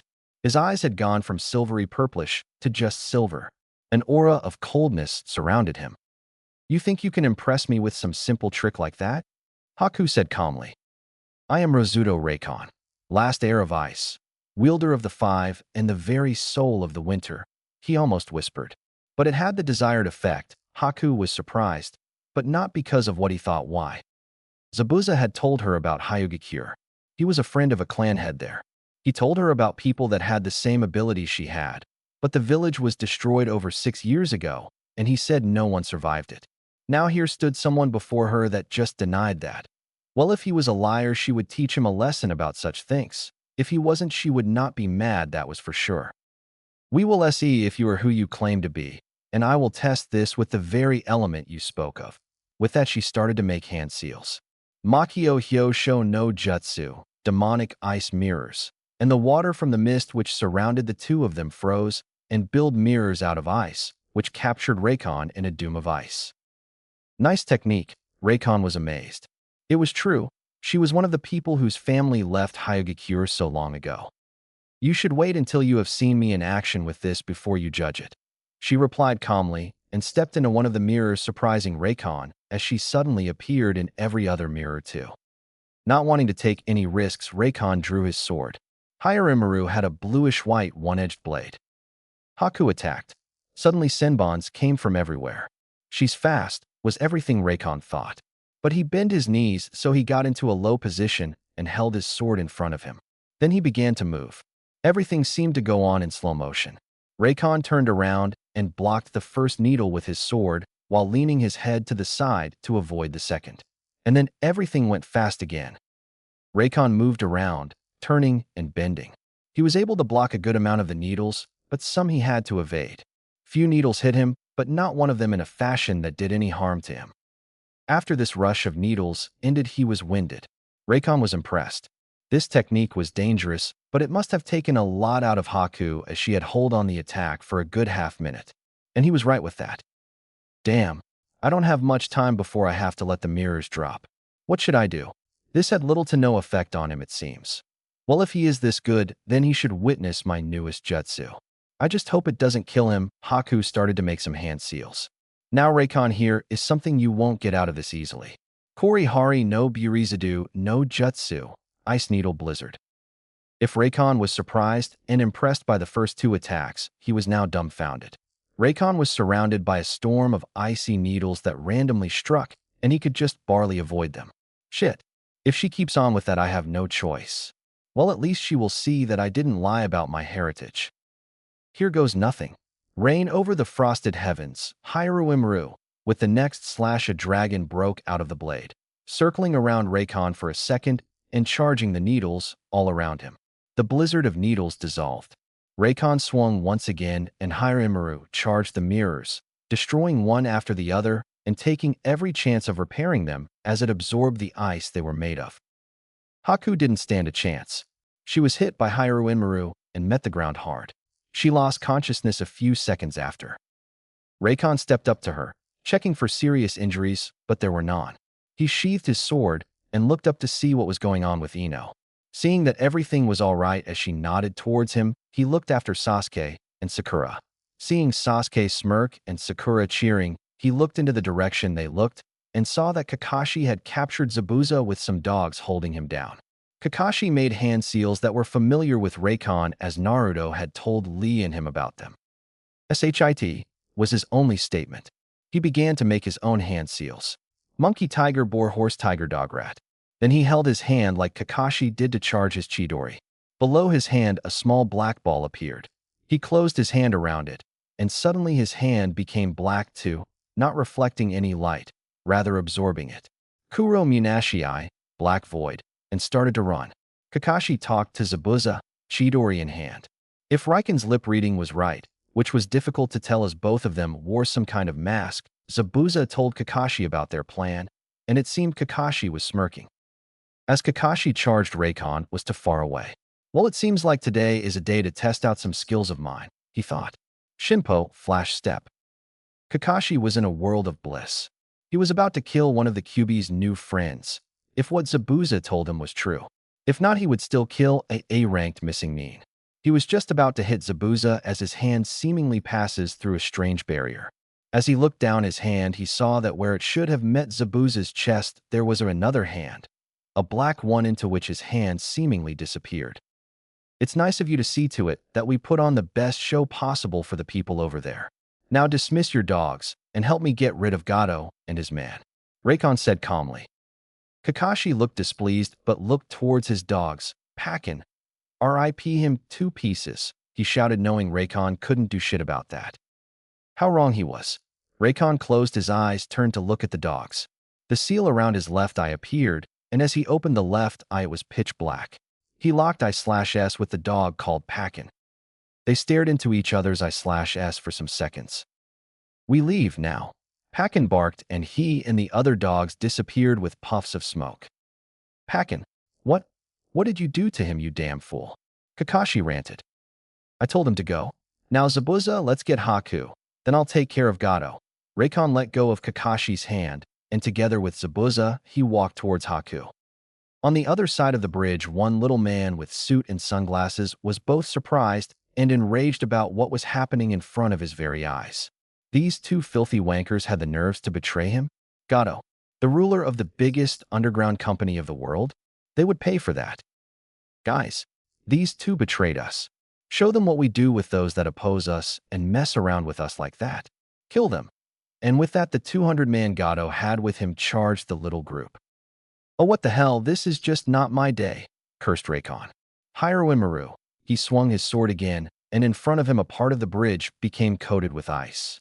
Raikon sheathed Hiroimaru and bit his thumb, drawing blood which he smeared on the wolf head on his upper arm. Then he made some hand seals and touched the surface of the ice. Kushios no Justikori Kiba no Nida, summoning technique, pack of the ice fong. Without further notice, it started to snow. As nothing else seemed to happen, the thugs charged on without a second thought. As they ran upon the ice, they came from nowhere. About 21 snow-white wolves rushed back and forth through the enemy lines, seemingly dragging and pulling them beneath the icy surface. Then they came forth again to charge the next foe. As not even one of the men was left, only the blood left a pattern on the snow and ice. This is inhuman, but on the same time it's so beautiful. Ino had tears in her eyes. It was the first time she had seen someone die. On the surface, there was the picture of a gorgeous blood-red, seven-tailed wolf howling to the blood-red moon. Gato was frightened to no end. One little boy had just killed all of his men. It was time to go. He was not safe here. Gato would come back, that was sure, but now he had to get the hell out of here. It was silent on the bridge. The only sound that was heard was the fine tune of a sharp blade slicing through a throat like a hot knife through butter. Everyone was shocked. Raikon had disappeared. He sank into his own shadow and reappeared behind Gato without him noticing, drawing Hiroimaru, putting it at the neck of Gato, and pulling it. Gato was dead before he hit the floor. From the eyes of Raikon, one couldn't read even the smallest emotional stir. He made his way back towards the rest. As he arrived, he took some bandages out of a small pouch at his belt and treated Zabuza injuries. You are a monster. How could you just kill them all like that? Sakura was scared. How could someone do something like that and not feel anything about it? You are not human, you know that. Sakura. Ino was furious. How dare you? Not human. Raikon just whispered, but it was enough to let Ino break up. He began to put on his bandages and vest. Haku awoke just some seconds before Sakura's outbreak and now sat next to Zabuza. You should wake up from your dream world, Haruno. You probably think being a shinobi is all honorably and glamorous? You think you will live an easy life with not doing anything bad or cruel. Let me tell you something about being a shinobi. We are hired to do the dirtiest work. Most of the time we do assassinations and interrogations. If the client pays for it, we kill men that are a thorn in the eye of the client, even if it is just because his house stands on the ground that is best suited for the projects of the clients, or just because the client didn't like the other man. Raikon hadn't raised his voice one bit.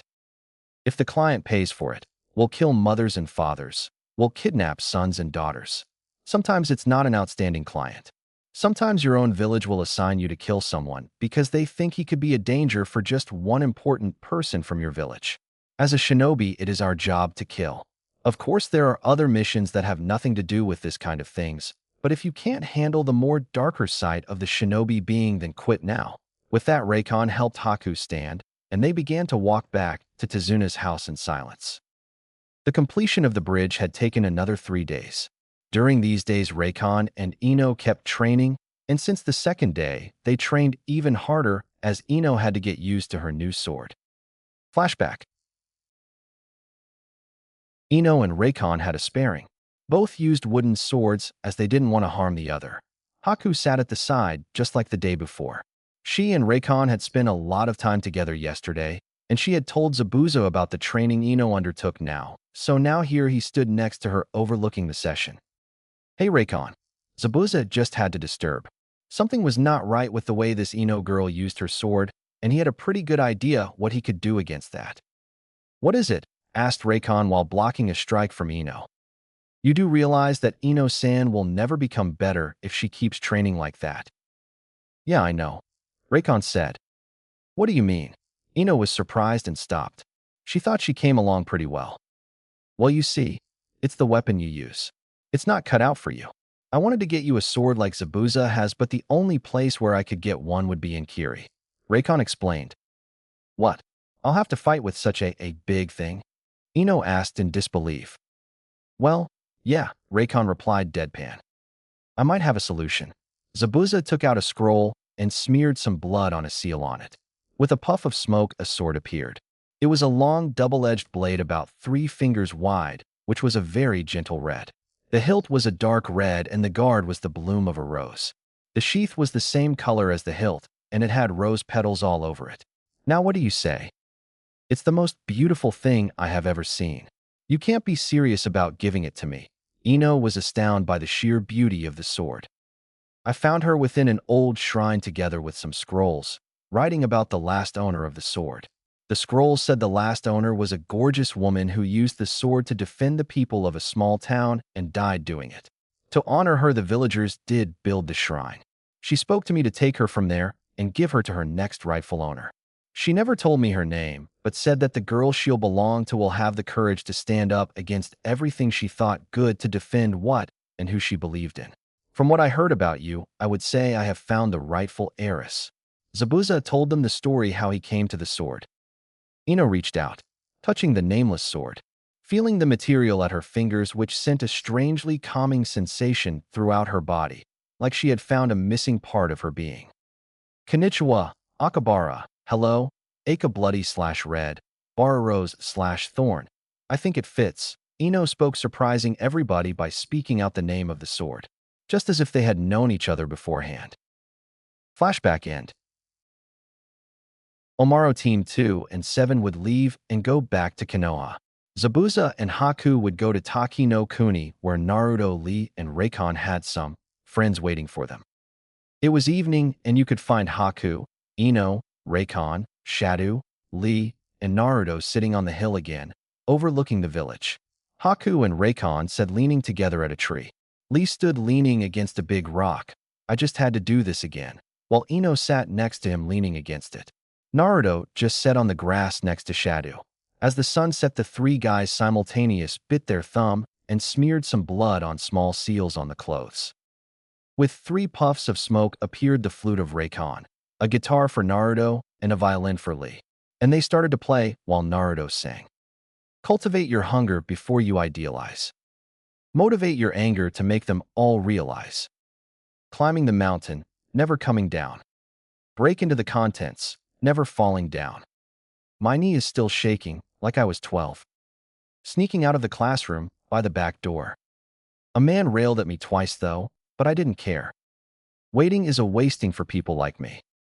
Don't try to live so wise. Don't cry 'cause you're so right. Don't try with fakes or fears, 'cause you will hate yourself in the end. Don't try to live so wise. Don't cry 'cause you're so right. Don't try with fakes or fears, 'cause you will hate yourself in the end. You say dreams are dreams. I ain't gonna play the fool anymore. You say 'cause I still got my soul. Take your time, baby, your blood needs slowing down. Breach your soul to reach before you gloom. Reflection of fear makes shadows of nothing, shadows of nothing. You still are blind if you see a winding road, 'cause there's always a straight way to the point you see. Don't try to live so wise. Don't cry 'cause you're so right. Don't try with fakes or fears, 'cause you will hate yourself in the end. Don't try to live so wise. Don't cry 'cause you're so right. Don't try with fakes or fears, 'cause you will hate yourself in the end. Akaboshi Wind. Chapter 5. -6 days are a lot of work. Team 2 and 7 stood in front of the Hokage. They just reported what happened during their mission, and Kakashi just ended with his version of the fight on the bridge. Now, Hokage-sama, I request that Yamanaka Ino is suspended from Team 7 as she didn't follow my orders and with that brought her teammates into utmost danger. As there is no replacement available at the moment, as far as I know, I will continue to train Sasuke and Sakura here. It was not much of a query, but a claim the Jonin made. But that is Reddick. Ino started to protest. I think that is perfectly true, Hokage-sama. I would suggest we proceed as Kakashi-san proposed. Lee disturbed. Ino was speechless. She had thought Lee liked her. But to backstab her like that? What the hell was going on, she asked herself. The Sandame studied Lee, who locked eyes with the Hokage, and then started to speak. As of now, Yamanaka Ino is suspended from Team 7. Team 7 will remain active and will get a new member as soon as there is one at hand. Team 7 dismissed. At that moment, Ino just wanted to run away, but her feet wouldn't do what she wanted them to. She never noticed the thin, icy layer that covered the ninja sandals she wore. After the remaining Team 7 left, Sarutobi looked on towards the three boys in his office. Now tell me why I just punished Ino-san here when I should have done that with Kakashi? Now Ino didn't understand anything anymore. The Hokage had willingly punished her even as he knew she was not at fault. Well, you see, Aji-san, as it is, Kakashi neglected Ino and Sakura and refused to train them in order to train the Uchiha since the first day. Ino here has joined us and the other teams during our joint training sessions. But as you know, one has to have a real team and train with his companions in order to let the team work properly. We would like to either add Ino to another team, or we would offer to let her join us. Naruto explained. So that was it. Oh, I hate them. Ino thought with a smile on her lips, glad the boys had this idea. Well, actually, there are two possibilities. Young Inuzuka Anari has taken on the duty to represent his clan and Konoha in diplomatic affairs. He combines three most unique traits which most fitting for this kind of things, two of which are most unusual for his clan. The Hokage had to smile. He likes to take the lead that he has from his family. But as he does it, he has a most level-headed mind and is together with young Nara Shikamaru, one of the most intelligent youngsters Konoha has seen for years. Because of this, Team 10 is one member short. Now it's your choice, Ino-san, with whom you want to work. Sarutobi hoped she would go with Team 10 as there would be no irregularities with the number of members with the teams. Well, I really like you guys and you are incredible strong. I'm sure my skills would go through the roof if I joined you. But, Ino took a deep breath, I would like to be with a team that is more at my level. I want to grow together with them. I want work together with people who have to go the same way as I and who will undergo the same changes and absolute opposite changes on the same time. I want to know what it is like to have a team who has gone the whole way together with me. So I would like to join Team 10. Sorry, guys. Ino looked apologetically. There is nothing to be sorry about, Ino-chan. Or what would you say, Hokage-sama? Lee said, encouraging. No, there certainly isn't. Miss Yamanaka, the decision you just made is one only real kunoichi of Konoha make. I'm proud that the will of fire reached even the youngest offshoots of our tree that is called Konohagakure. Starting tomorrow, Team 10 will again be on active service. Dismissed. The Sandai meant every word he said. Ino felt a little lightheaded. Did the Hokage just say he was proud of her? As she looked around and she saw smiling faces by all of her friends, she made another decision. She would not disappoint them. She would do everything for her new team. She promised that them and herself. Hinata was nervous. She was invited to go out. They would go to a restaurant and eat dinner together, and maybe then they would walk through the park, and maybe he would. A squeal could be heard in Hinata's room. She stood in front of a mirror just in her underwear and a shirt. She looked at herself. She had changed since Naruto's return to Konoha. Hinata had let her hair grow out. Her strands at the side of her head were just a little bit longer, but she had grown a ponytail which reached between her shoulder plates. She had it bound at the end with a black tie. But not just her looks had changed. She had become more outgoing too. Not much by any means, but with her friends it was now no surprise anymore when she laughed or said what she thought. Her friends. Yes, Hinata had made friends with most of the genins of her year. The only two she did not had anything to do with were Sakura and the Uchiha heir. But she couldn't care less about these two. The Haruno girl had no pride as a kunoichi, and the Uchiha was a stuck-up brat. She really got along with all the others, and they had helped her a great deal. Not just with her abilities as shinobi, but with Naruto as well. The others, especially Ino, had encouraged her to talk with Naruto. They had spent a lot of time together. And the day he and his team had left for the wave mission, he had promised to go out with her when they came back. Flashback. Naruto and Hinata were sitting on the Hokage Mountain. They had often met here and spent time with each other, talking about their lives during these past 6 years. You know, Hinata-chan, as I left you were a little girl full of energy, a little shy, but outgoing and joyful. Now as I came back you were still shy, but you weren't the happy outgoing girl. You hide yourself so you don't stand out of the group. I was a little sad about that, you know. Naruto spoke with an even voice. Hinata looked away. Oh no, he is sad, because of me? Hinata, what have you done? Hinata was cast down. She knew she had changed much since Naruto had left, but she had also thought she had taken on some of her earlier qualities. It seemed like it hadn't been enough. I like you, Hinata-chan. I really do. WW, what did he just say? I'm happy you left that you I met when I came back behind. Now you are how I remember you, and I really like that. Hinata-chan. Naruto suddenly was a little nervous. Why, yeah, Naruto-kun? Hinata had started to try to lessen her stuttering and had done a good job. Would you? Would you like to go out with me? Nothing special, of course, just dinner. At a restaurant, maybe? He didn't look into her the eyes. Hinata gasped under her breath. A date? A real date? Naruto-kun asked me out. She had to smile. I would love to, Naruto-kun. Hinata was as happy as a girl could be. Now Naruto smiled too. Great. How about I pick you up, Todd? Uzumaki-san. An AMBU with a dog mask disturbed. Hokage-sama wants to see you. And off he was. Well, seems like we have to talk later, Hinata-chan. Sorry that I'm leaving you like this, but you know how it works. And with that he left too.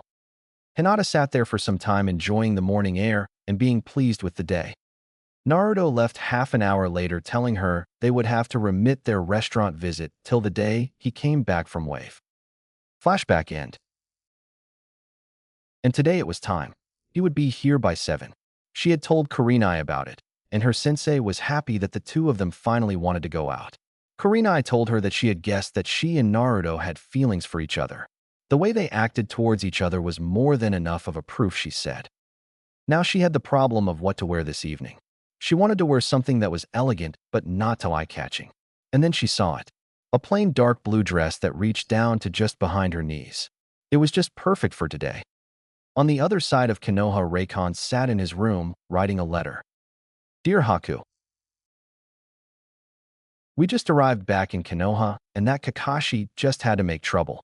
He has thrown Ino out of his team. She is now with Team 10.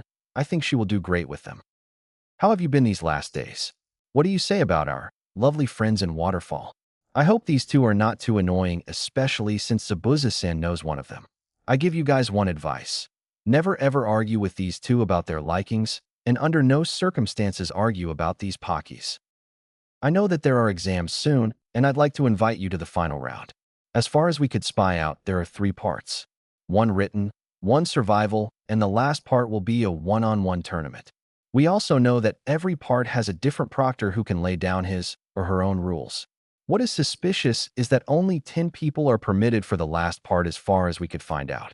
I wonder how they are going to cut the number that much, as I think that there will be a lot of Chunin hopefuls. Well, we'll see, won't we?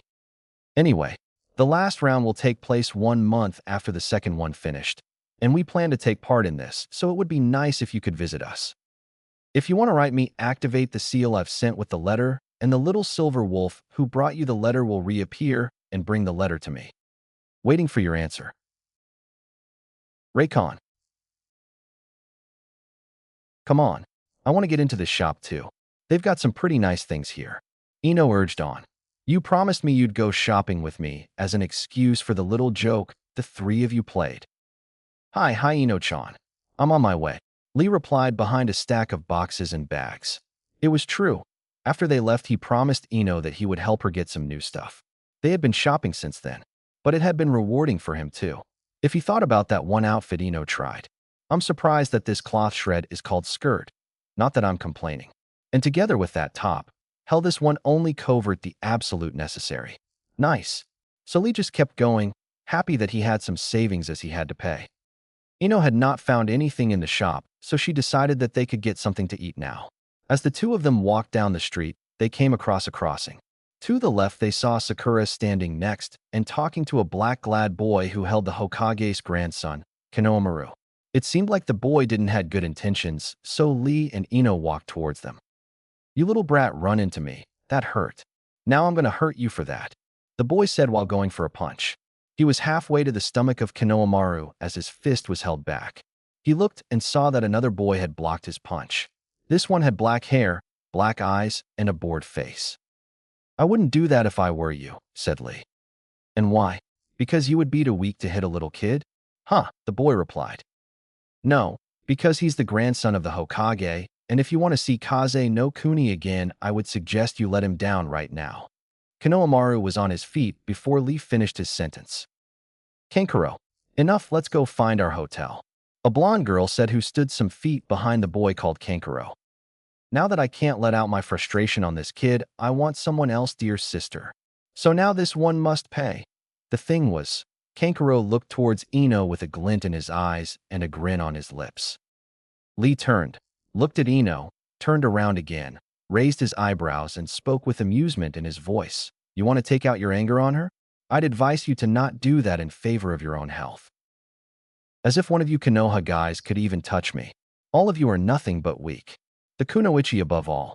I heard they are the weakest of Kunoichi of all nation. Kankuro said arrogant. Now you really shouldn't touch her. You shouldn't have said that, but well, if you want to dig your own grave, just do so. But don't say I didn't warn you afterwards. With that, Lee stepped aside. Now, Blondie, it's playtime. Kankuro never got the chance to take even one step towards Ino as she was already standing in front of him with Akabara at his throat. He swallowed soundly, staring at the very angry face of the Kunoichi in front of him. Kankuro, Temari said out loud, and moved her hands towards her weapon of choice, a big metal fan. But just as her brother, she halted half-step, feeling cold steel at her neck. A boy with white hair stood left to her with his arm around her right shoulder, holding a blade to her neck, a sword like she had never seen one before. The hilt was a real dark blue and the blade was of a black that gave one the imagination. If you just looked close enough, it would give you a glimpse of what hell has to look like. Hey Raikon, what are you doing here? Asked Lee, smiling brightly. Just wanted to go and send a letter, but as I walk down the streets, I see how the two of you have to get into trouble, and I thought be a friend and help them. So I'm here, Raikon said with an amused smile. Now tell me what's going on here, he continued, now with a more serious look on his face. Well, to make a long story short, the two of them, Lee said while pointing towards Temari and Kankuro. We're about to harm young Kinomiko in here, and Ino-chan and I just decided that we should help the son of the Hokage and a good friend of Naruto. Thanks for the help, by the way. I think we can let them go now, they won't do anything after that, Lee said, smiling. And with that, Raikon sheathed Hatsuyuki. Ino, on the other hand, still was mad at what Kankuro had said and didn't want to let him go unharmed. I warned him, didn't I? Lee grumbled under his breath. Come on, Ino-chan. If we wait any longer, we won't make it to the store you wanted to go to. Lee tried to lure her, and sure as hell it worked. Just as Lee, Ino, and Raikon wanted to go, Kakuro snapped and went for the thing on his back. It was a big bandage package. As he was about to untie it, he froze. This time it only took 3 simple words to stop him. Stop it, Kankuro, said in a slim volume, but with such coldness Kankuro started shaking unconsciously.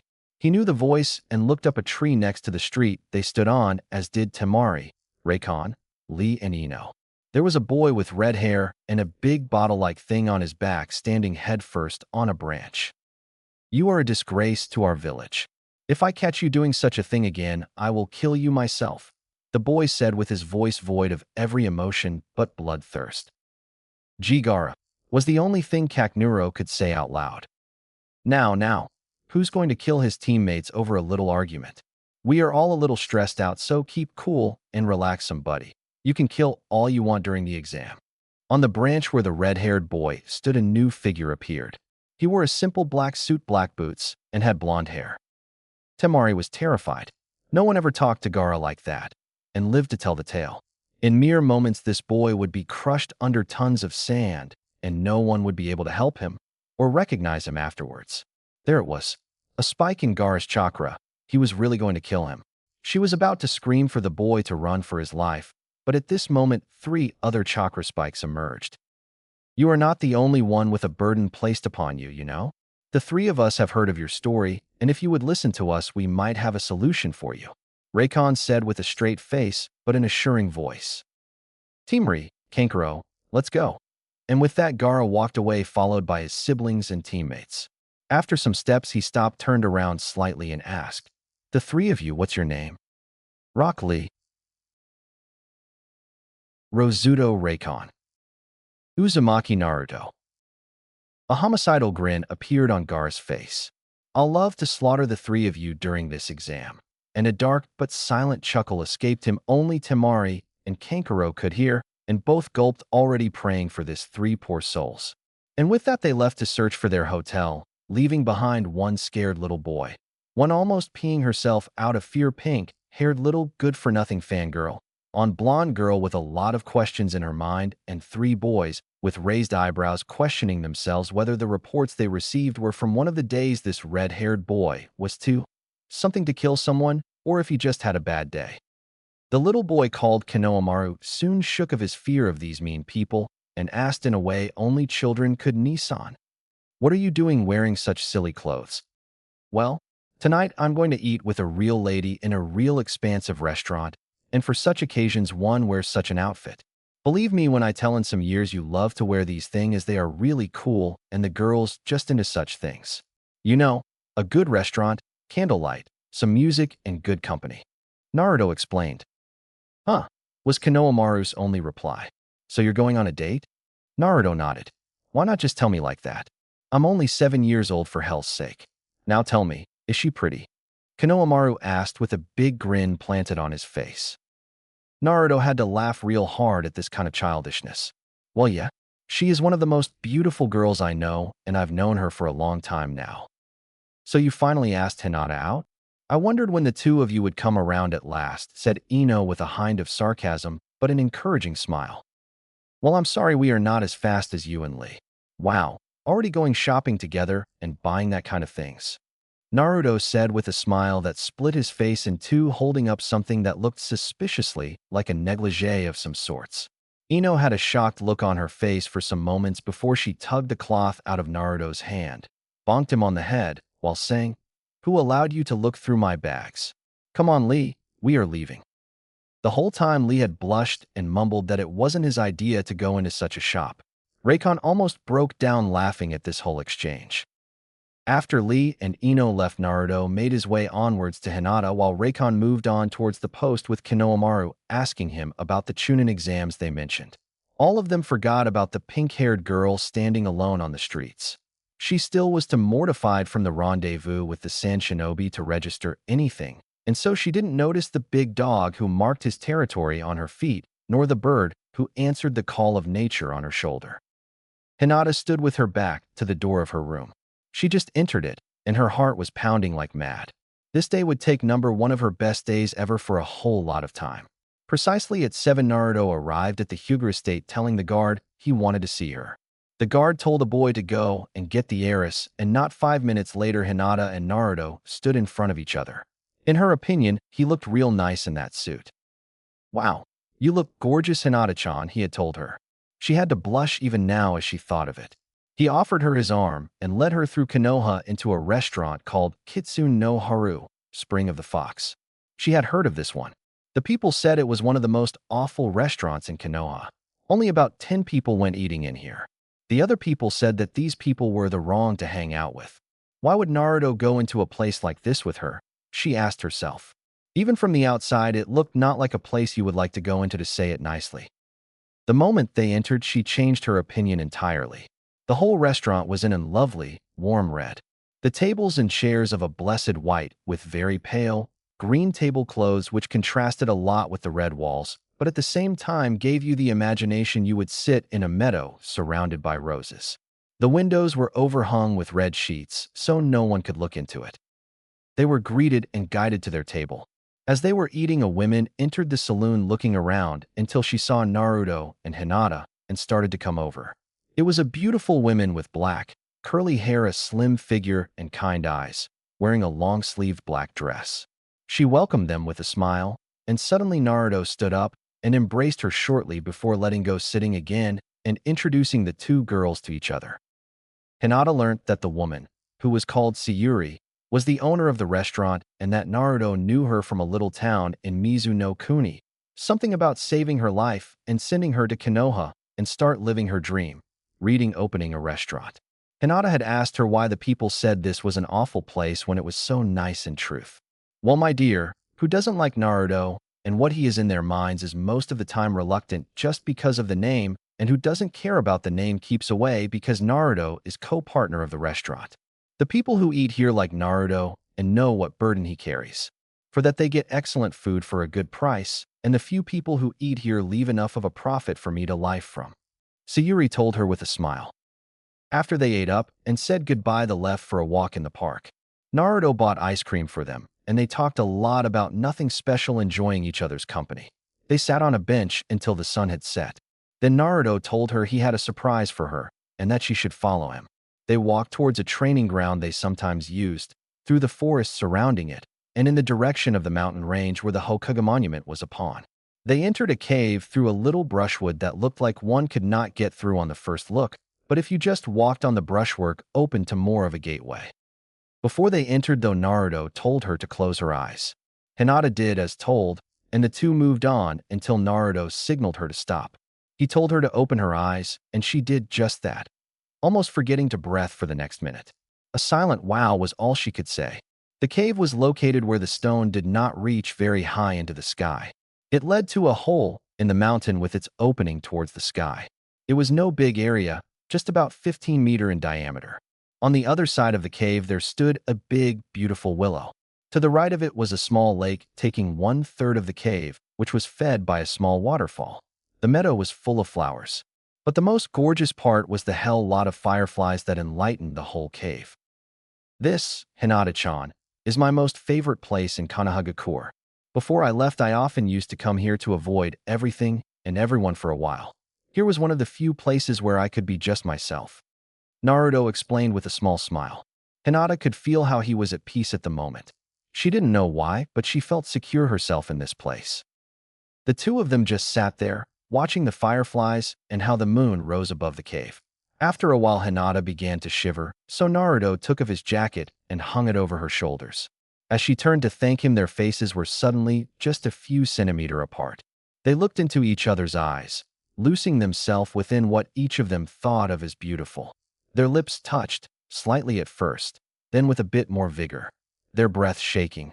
Eyes closing, they sat there and kissed under the shining moon, both hoping that it was real and what would come next. They parted, not more than 5 centimeters, opened up their eyes. One would have to sit next to them and would still have problems hearing what was said. "I love you, Hinata-han," Naruto said, hoping against hope that this beautiful, kind, and in his mind just perfect girl, the heir to one of the most famous clans of Konoha, would return his feelings. The once of the scapegoat for almost everyone in Konoha, who left her for 6 whole years, who had a demon within, who himself fought like a demon if necessary, and who once again would have to leave this village for sure in the future to never be part of it again. "I love you too, Narukin." Hinata had imagined this moment.